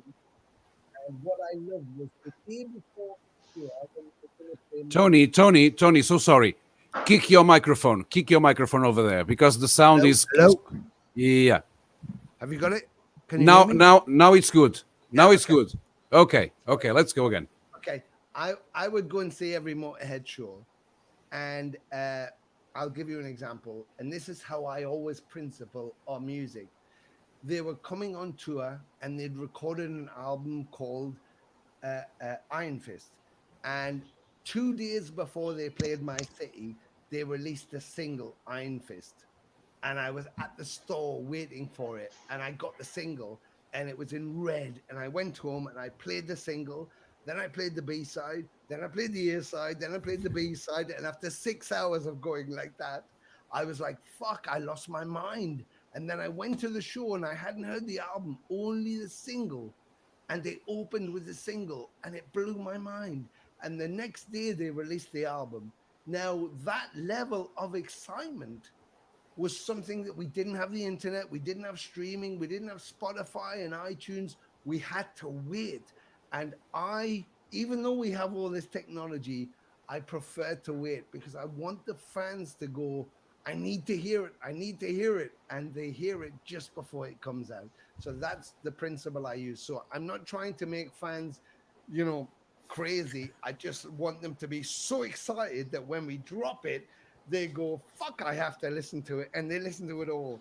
It's like, it's like really having a pandemic where you can't go to an ice cream shop, and ice cream is your favorite thing. And all of a sudden, after 3 years, they say, you can go and have ice cream, and you have every flavor in a big bowl, and you eat it till you're sick. That's what I want. So that's look, Tony. Look, the fucking bastard Luis Neto wrote, "Demolition Man destroyed the micro." Oh, you see, I can't even use technology. Sorry, Louis. I can't even. I wasn't even touching it. I didn't even touch it. You touched the table with a finger. It was. You got me too excited. I was too excited. But, that's it. Jorge. Vamos, para finalizar, eu vou trazer aqui 3 fotos de 3 personalidades do metal britânico para ele brevemente falar sobre eles, pode ser? Explica para ele aí, Miguel, rapidinho. Okay. Tony, in a quick way, Jorge will show you 3 pictures of 3 musicians, and he wants a brief description from you. Brief from me. Yeah, you have to do your best. You have to do your best. Well, I'll try. So, Jorge, ok? Vamos a isso. Let's do it. Brief. Oh my God. It's Tony Iommi. Real brief. What other words can you use to describe Tony Iommi? He's God to me. God. That's it. God. Deus. Next. Deus. G-O-D, Deus. Oh my God, Rob Halford. I mean, everything. Rob Halford's voice is unbeatable. He is the voice of heavy metal. He's the voice of heavy metal. A voz do heavy metal imbatível. Sim. Next. That's my grandmother. She's passed now. That's a really shit photo of Conrad. I think he was my friend, a friend of mine. And I think what he did was seminal. I think wearing little leather shorts and a choker, a dog collar, and lots of stuff that wasn't not so masculine. But I hate that photo. He looks like my grandmother. And he's had his teeth chipped now. If you look at his teeth there and look at his teeth now, he spent £2,000 on having his teeth done because the heroin is what it is. But anyway, I think he should shave his head. But I love him, and I think what he did with the early Venom stuff was seminal, even if he looked like a little girl. And I think, but I still love him. Jorge, não precisa de tradução, pois não? Muito bom. Funny story here. When I was a kid, a funny story. When I was a kid, growing, listening to heavy metal, I was so afraid of Venom. A friend of mine gave me the Manitou album. It was a single. I put the album on, and then 2-3 seconds later, I took the needle off, and then put it again, and then off, and then again, and then Welcome to Hell 2. I was so afraid of Venom. But you know, the thing is that, Louis, I think, of course, there's the whole imagery thing and everything else. But I think if you came to Newcastle in those days, you would still be afraid because it was a very hard city and it was very dark. And lots of us were, I spent all my weekends fighting from Friday to Sunday. I was thrown out clubs and I was in the street with beer and shit fighting motherfuckers. You could have been my neighbor, Tony. Probably, yes, exactly, yeah. But that was the environment. We fought for ourselves. And those were the good times. Those were the good times. There was no bullshit. There was no internet trolls going, you suck because like whatever. It was like, you drank beer and you went outside and you had a punch up. And it was that. It was done. And so, I remember after the first single in League with Satan, and my drummer in Amcraft went, fuck, I love that single so much. And he was so impressed with the cover. He was so impressed with the cover of the single. He painted it on his leather jacket. And that weekend, so the single went out on the Monday. And on the Wednesday, he was like, fuck it. So he painted the Welcome to Hell, cover on his jacket. And that Friday and Saturday, we went to a club, like a rock club. And people literally moved away from us as we went in. They were like, fuck, these guys are crazy. because everybody thought, even in the Northeast, we were crazy because we were into this satanic, whatever the fuck this was. And we were like, what the fuck is wrong with everybody? But it was that kind of era, that like nobody from from a Roman Catholic city, from a Roman Catholic culture, from a Roman Catholic school culture where we were taught religious education, to turn up and go, fuck your virgin, fuck your God, fuck your Jesus. People were like, sorry, what did you say? Fuck your priest, he drinks vomit. At the same time, I swear to my God, at the same time that we were saying that to those people, we were going to the local priest who had a church hall and saying, can we practice our band in your church hall? And they were going, yes, of course you can. Can we steal your wine? Yeah, so we would go to church halls, was our rehearsal spaces. And then we go in there and sing anti-Catholic stuff. And the priest would go, oh, it's very loud, isn't it? But I suppose it was just that exuberance. But yeah, lots of people said to me, I couldn't even show my parents when I bought Welcome to Hell. My parents were like, fucking stay away from that stuff. And they were like shitting themselves on the way home, but wonderful, because, it was a revolution. It was a freeing of spirits. When people say about, the black metal movement and the burning of churches and Satanism, it's like, listen, the burning of churches in that was nothing to do with Satanism. It was to do with paganism, and it was to do with history. It's like, like I said to Miguel the other day. Miguel said to me, if you do a Venom album, you should have somebody speaking Portuguese on it. I could do it. And I said, well, you have to do Fado. And he went, fuck, no way, I'm not doing Fado. But Fado is so Portuguese. It's part of their culture. And imagine if someone went to Portugal and said, you cannot sing Fado anymore. The Portuguese will be going, what? Fuck you. It's I said no because I would ruin Fado. Well, I think you'd be good. But the point is that those kids with the black metal went, hang on, we have Thor, we have Odin, we have Styx, we have this Viking culture, we have a whole culture. And the Christians came from somewhere thousands of miles away and built fucking churches and told us we've got to believe in Jesus Christ and all this. Why can't we still believe in our gods? And they rebelled against it. Went, fuck you, we want to take our culture back. And that's what it was about. It wasn't about going, Satan is good and God is sucks. It was about their culture. And that would happen in any culture. And so I think that, in a way, that's probably what Venom did, and it's what we did. We went, fuck you, Christianity sucks. And they were like, you can't say that. Well, we just did. And so you became an anti-hero. It's like, Spider-Man and Venom, anti-hero. One's good, fights for good. One just doesn't. One just out for himself. And that's what happened, So scary, but real.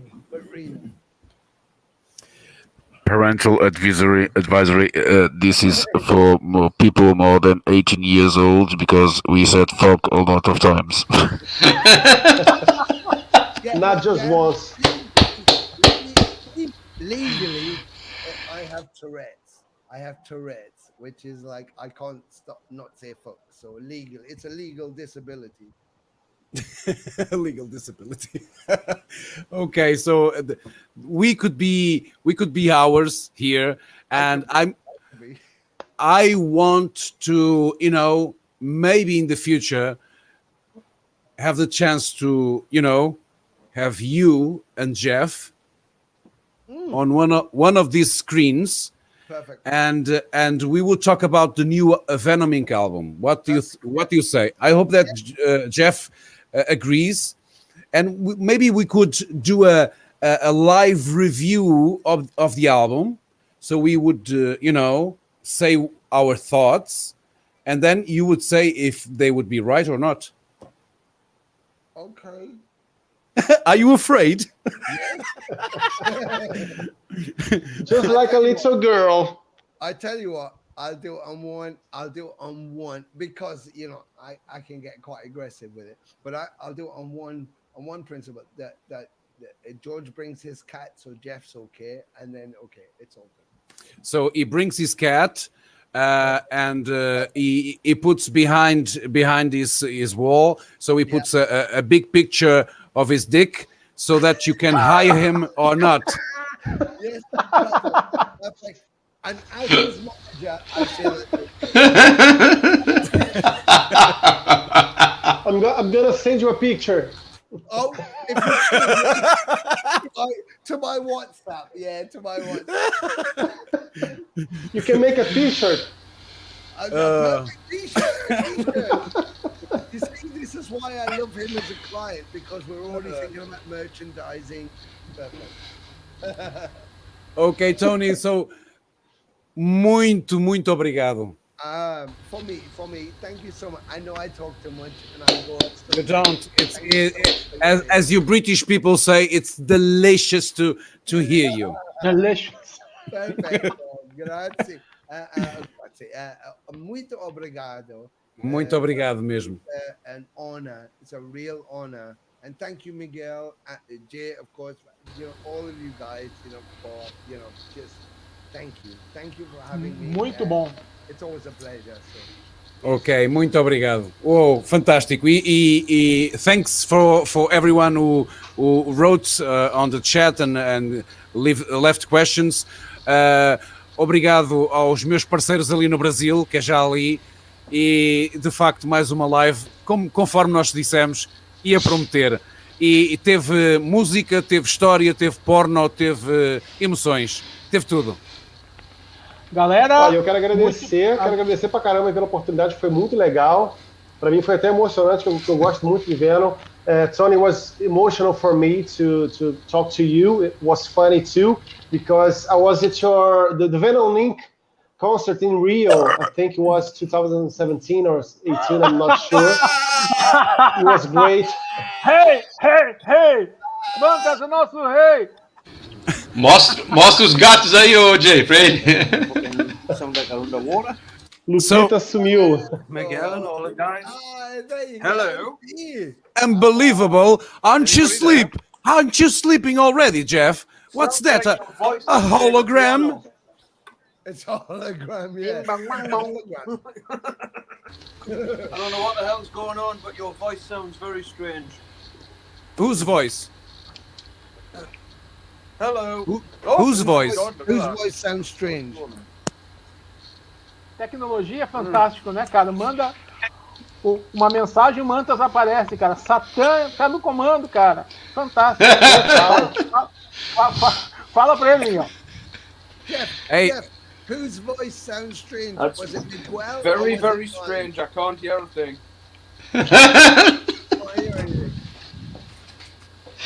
Can you hear us now?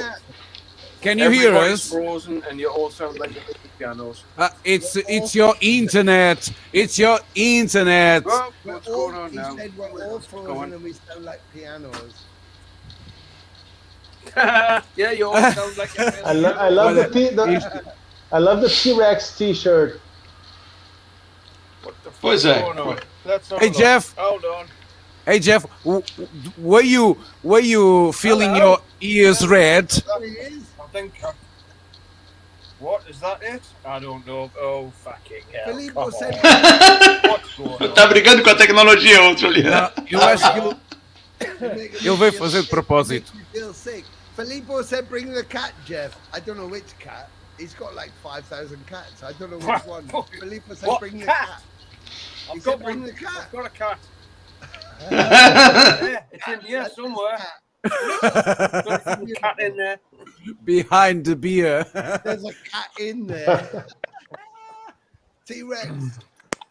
Oh, what am I T-Rex. doing? What am I doing? What am I doing? Look at that. What the hell am I doing here? Hold on. Hey, Jeff. Hold on.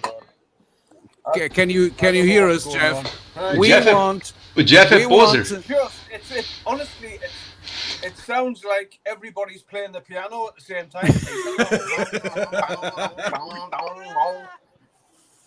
Like a fucking Thai brothel. The top what? Well, actually, funny you should We mention want a Thai cat. brothel. Oh, all the cats are outside. All the cats are All the outside, cats are, the Filippo. little They're all fuckers out. escaped last night. Okay. Did I hear well? He said something about the brothel. A Thai brothel, he said. A Thai Yeah. Funny you should mention that because I'm the agent for someone called George who has a huge cock and in Milan, and so we could probably get him some business at a Thai brothel. Os velhos tão loucos. Everybody's frozen in a weird position, and like, there you go.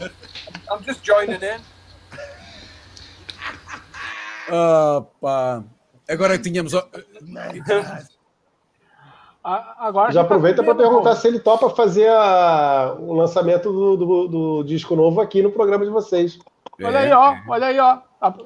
Hey, Jeff. Calma que ele está. Calma que a mulher manda. A mulher que não vai deixar. Hi, Anita. Hi, Anita. Hi, In the top of Anita. Everybody say hi, Anita. everybody's Anita. Anita. Anita. Virou um programa familiar agora. Ah. The Venom. The Venom. É de Osborns, de Venus. É boa. Isto, olha, deixem-me que vos diga. Isso aqui não estava no script, né? Isso aqui não estava no script. Mais familiar do que isto não dá. Protocolo quebrado 666. Não, Demolition Man quebrou o protocolo. I broke it. Hey, Tony, do you want to interview Jeff over there? There we are. Can I? Is that okay? Yeah, you can interview Jeff and ask him if he You're wants to join in to give us a new when the album comes out, the new album of Venom Inc. You guys come in and show it to us here on Heavy Culture. So, Jeff. No. Thank you. I know where you live. Anytime. I know where you live. He knows where you live. He knows where you live. I know what? He's still playing the piano. We have around 300 cats over here that needs a home. Yeah. Bing, bong, bong, bing, bong, bong, bang, bong, bong. Yep, whatever. Oh. I have no clue what's going on. Now everybody's frozen. You're all on camera going.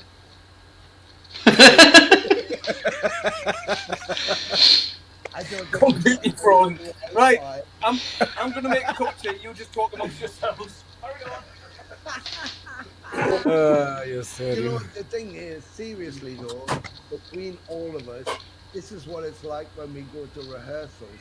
So that's why we don't rehearse, because he's like this in real life. Rehearsal, my ass. We don't rehearse. Don't you tell lies, boy.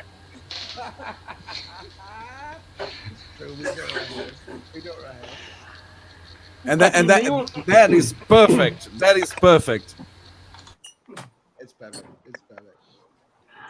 Aí, ô Miguel, agora segura esses caras aí. Eu acho que eu tentei perguntar ao Jeff se ele queria fazer a apresentação do álbum connosco, ele responde logo com um redondo não. Ao qual eu respondo que eu sei onde é que ele mora e tenho aqui cerca de 300 gatos para deixar ficar na casa dele. Por isso, não sei até que ponto é que ele vai querer levar isto a sério. So, Jeff, it's T for 6. Chá para 6. Yeah. He was so pleased.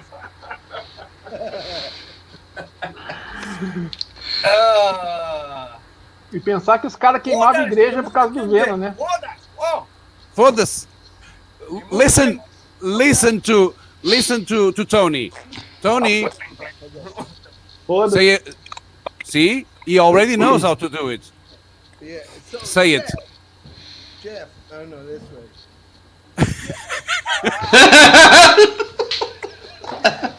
Oh, fucking hell. Which way do we go? You go that way. You stay that way. I'm gonna do this.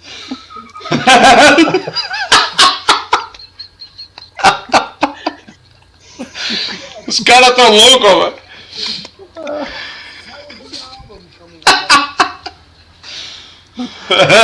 I hope we hit the tabloids. Já tô chorando aqui já.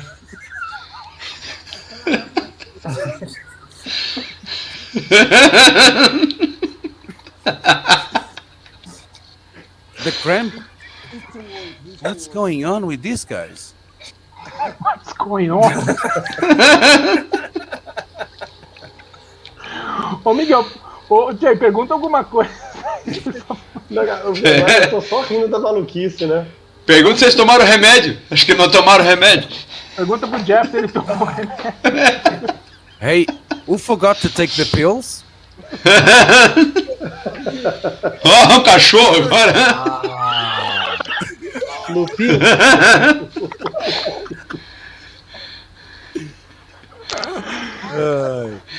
That is not a cat.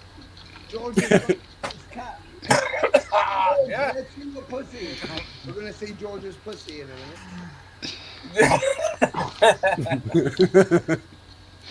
Nice. Olha, eu não sei, Ô, Miguel. não sei o que é que fazemos daqui. O que é que queres fazer, Jorge? O que é que dizemos a estes dois para se irem deitar? É para se irem deitar? Já faz o convite. Vão para a cama? Depois vai- Para a cama dormir? Tocar piano? Ô, Miguel, Ei. fala pra eles que eles estão convidados para o Heavy Culture especial do lançamento Não, do Home Family. evento. Ó, Olha, o outro pulou fora. o Jeff já se foi embora. Ele dizia logo que não. Ah, Cat, what's going on? Can I share? Poor cat. Oh man, it was. the Venom Cat. Of course. Can I share with you guys one thing that's really it's significant to me? We released. I did this project for a year with Francesco Conte, Filippo Marchigiani, and Riccardo Spilli. Three amazing musicians from Italy, well known in Italy, but not so much outside. Anyway, we did a song, a Sabbath song, and then I thought, why don't we make a whole album? Because it was fun. And it grew into Sabatonero.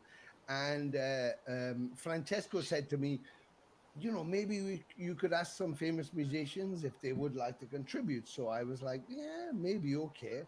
So I asked Snowy Shaw, who said yes. I asked Jeff, of course, Mantis, who said yes. I asked Marty Friedman, who said yes, John Gallagher, and I ended up with this whole amazing thing. And we did this album, and we released the first song on Sunday. Now, you're covering Black Sabbath, which is like quite an amazing thing. And it was all to raise money for charity for the hospital and frontline workers in Rome, in Italy, because when the pandemic started, everybody's been affected, but in Italy, it was really, really bad. So I wanted to do something for my friends in Italy. And, people were very positive when we put the single out or the video, and some people were not so positive, of course. But then I sent a message to Giza and Tony Iommi, Giza Butler, and I said, look, this is my tribute. This is what we did. And it's not supposed to be a copy of Black Sabbath, because nobody can be Black Sabbath. It's just musicians who were influenced from all different styles, but they were influenced by you. So they're all playing who they are, the way they play, but they're tributing you. And Giza Butler yesterday posted that it was an exceptional version of his favorite Black Sabbath song. And it was for me, when I got my first bass guitar, it was a Rickenbacker, and I went to a friend's show and he invited me on stage. So the first song I ever played live in my life was on a Rickenbacker, and I bought that because I'd seen Lemmy, and the song I played was NIB by Black Sabbath. So to have, and I feel quite emotional, but to have produced a Black Sabbath cover version with Marty Friedman, who's an exceptional guitarist, with Rasmus von Anderson, who's the new vocalist with Diamond Head, who I think is incredible, and with the musicians we have, to have Geezer Butler and Tony Iommi say, that's exceptional, meant everything to me. So please go to Sabatonero. Please go to look at the video. If you don't like it, I don't really give a fuck. It's amazing. But if you do like it, please support the cause. It's for Italy, frontline workers, and it's the most amazing thing. And next Sunday, this Sunday coming, we're going to premiere the next song, which is Sabbath, Bloody Sabbath, which features Steve Silvestri from Death SS, who's singing, Snowy Shaw from Merciful Fate and 5,000 other amazing bands, who's playing drums, and Mantis from a band, I don't know what they're called, I can't remember what they're called. He's a good guitarist anyway, but he's on there too. And it's Sabbath, Bloody Sabbath. This Sunday, 6 o'clock on the Sabatonero, and on YouTube, it's going to premiere. And we've got so much, but it's the most amazing thing that's ever happened to me in my life, and some amazing things have happened. It's not as good as the Venom album, but hey, you can't have everything, but it is amazing. And to have Geezer Butler and Tony Iommi to give us their praise is incredible. So I just wanted to share that with you. Anyway, this is Mantis, and this is his cup of tea. Here we are. Começou de novo, pronto. Segunda parte. Começou. Mantis, how do you feel of being a part of Sabatonero?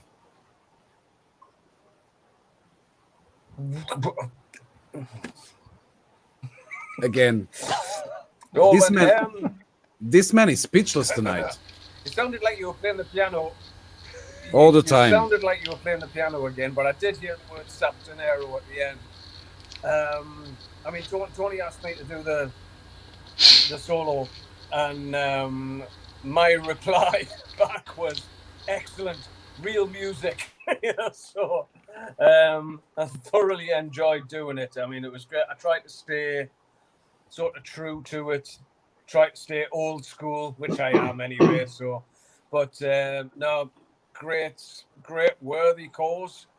You know, I mean, what can I say that Tony hasn't already said? You know, I mean, when you see the footage of those people on the front line in those ICU units and what they have to deal with, and you know, we've lost. You know, I'm sure every country has, but we've lost frontline workers, we've lost doctors, we've lost nurses, and it's like, you know, these have been in the trenches, so to speak.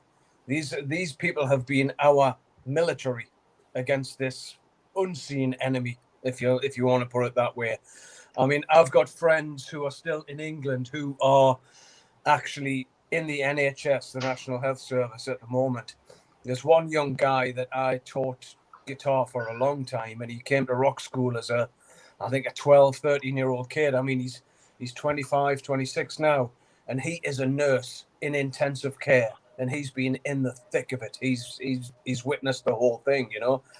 And I've seen when Italy went through the real bad first wave.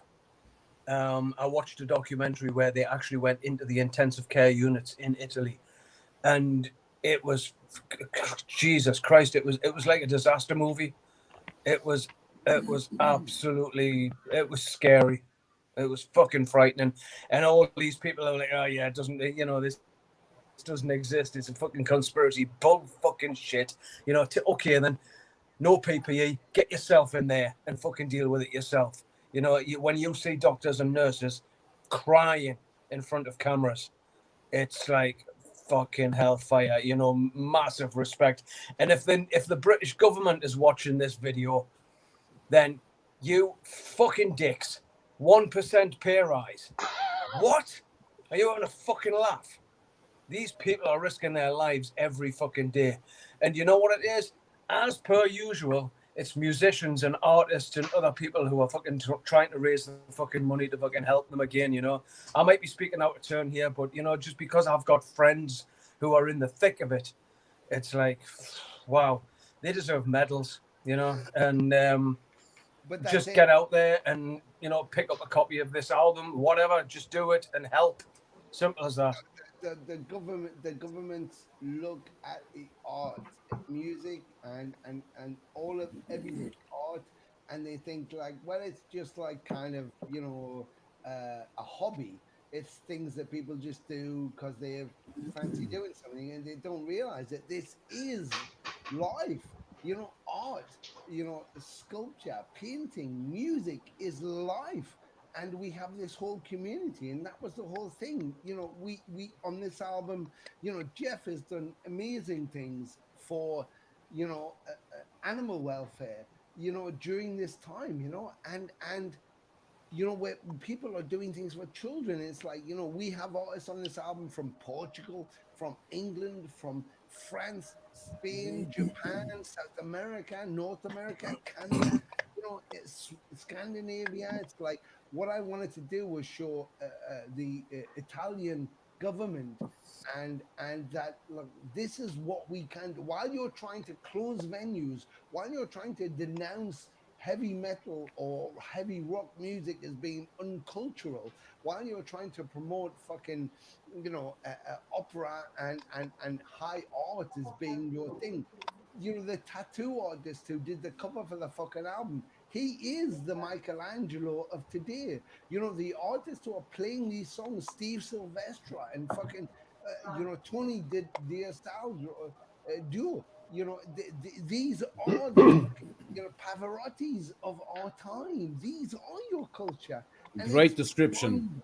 Just Italy, it's all around the globe. You know, you have a guy here called Jeff who sat in his bedroom as a child with a Marshall amp and a fucking guitar and wrote songs that not only did he write songs that he thought, that sounds cool.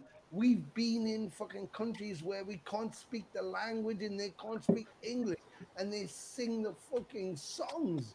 I mean, you know, this is who we are.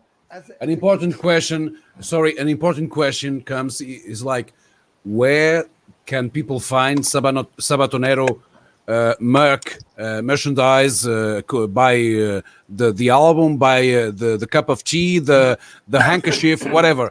Where do people find that? Well, basically, I'm wearing the socks. We've only made one pair as a model, and I've got them right now. There's a couple of weeks out. This is the point. Jeff knows very well. I'm old school. I want you to be as excited as you can. So the moment you hear it is the moment it comes out. So for now, on Sunday, there will be another lyric video for Sabbath Bloody Sabbath, which is what everybody's voted for because Jeff's on it, Snowy's on it, and that's what they want to hear. The week after will be Heaven and Hell. The week after that, you can get the product. So that's when all the merchandise and everything. So you've got another couple of weeks. But I wanted to take my time because we're all in lockdown, and you know, it's like getting 10 euros from your mom and running to the store and buying all the chocolate and eating it in a day. I don't want you to eat it in a day. I want you to take your time. So I'm going to give you €1 a day, but you can have 10 euros over 10 days. So I want you to spend the time and really enjoy it. Every day this week, we'll be introducing the artist. You can see them. You can go to their pages. You can meet them. You can see what they've done. You know who they are. And if you know some artists but don't know, you might know Mantis, but you might not know Mayera Poetes from Torture Squad. I want you to go and find them, listen to their things, see what they're doing, and introduce you. And then at the end of that, you will have the music. So this is an adventure for us all to go through, to take our time. It's not just going, I want the album. There's the album. Yeah, it's shit. Yeah, it's good. Whatever. This is just us sharing with each other. So there's another 2 weeks of me sharing because I'm a dick. So I'm going to share with you really slowly. And then at the end of that, you can have the product and the merchandise, and I hope you support it. But right now, in a year, we're somewhere around about 9,000 hits on our YouTube and 3,000 on our pages. So just keep coming and just keep supporting it. And I promise you, when you get to the end, you're going to have something that's absolutely pleasurable by an amazing bunch of incredible artists who have played, and I've heard everything I've heard it, and it's amazing. It's amazing. The performances are beyond anything I could imagine, and it may not be your preferred version of a Black Sabbath song, and I'm a huge Black Sabbath fan, so all the picks meant something to me too. But they're all incredible by these international artists who've given who they are, the way they are, played who they are. And you know, you can distinguish the artists on this. You know, you could say, my God, that is who that is. And that's what I wanted, you know, because we didn't try and just be Black Sabbath, because how can you be Black Sabbath? It's not about being them. It's about, you know, tributing them, you know, and every artist has played. When you hear, I swear to God, if you like Symptom of the Universe and how we approach that with the most amazing solo by Marty and the most amazing Rasmus vocal on there, I got to play all the bass, so for me it's like, wow, it was so much fun. But when you hear Sabbath Bloody Sabbath with Steve Sylvester, Snowy Show, and then Jeff Mantis on there playing the solo, man, it made me cry. These are albums, these are songs that meant something so much to me, and have my friends and these artists on there is like, if it makes me cry, I don't give a fuck what anybody else says. It's like beautiful. It's beautiful. And I feel that you started a movement, and also that we have a new cause to support. Yes. So us people, life, this community. You know, it's like Jeff does his Patreon, and please go to the Patreon and support it. Please, you know, and this, it's very easy to think that someone goes, oh, we've made a new tea cozy or a new hat or a new pipe cleaner. Please go to our site and buy it because we don't have any work and we're really suffering. Yeah, you're not the only one who's suffering. The whole world is. And fans don't have any money too, and everybody's suffering. This is not that. This is about going, we have a community of artists. Miguel, you do a voiceover thing. I mean, we all do stuff, you know, and it's like we have this amazing cornucopia of incredible artisans who make creativity. Jeff doesn't stop. I know that. For fucking 40 years, the man has not stopped writing things or doing things or creating things. That's his thing. And it's like, you know, to find a million other artists like Marty Friedman or Terrence Hobbs or, you know, creating, it's like, that's what's important. And I want to show the world that when you look at heavy metal and go, oh, it's a bunch of, you know, long-haired, sweaty people who are into really diverse stuff and get tattooed. It's like, no, these are incredible artists creating the most amazing things that breathes life into us. So that's the whole point. That's the whole point. Okay. Because he's had enough. Oh, he's back because he has no enough. So we have. So we are saying goodbye. So please say your last words on tonight's piano chords. So be free to start saying something about the new Venom Inc. album. That's everything that we all want to know. And of course, support Sabatonero. And again, thank you so much both for being here. Okay, it's a pleasure to know you. And Jeff, vou ter contigo aí a tomar e dou-te cabo do canastro como gente grande. Vai ser a Tuga, hein? Tá bem, Jeff? Piano, vai ser a Tuga. Tá. Fazer como no Monty Python. Monty Python Way.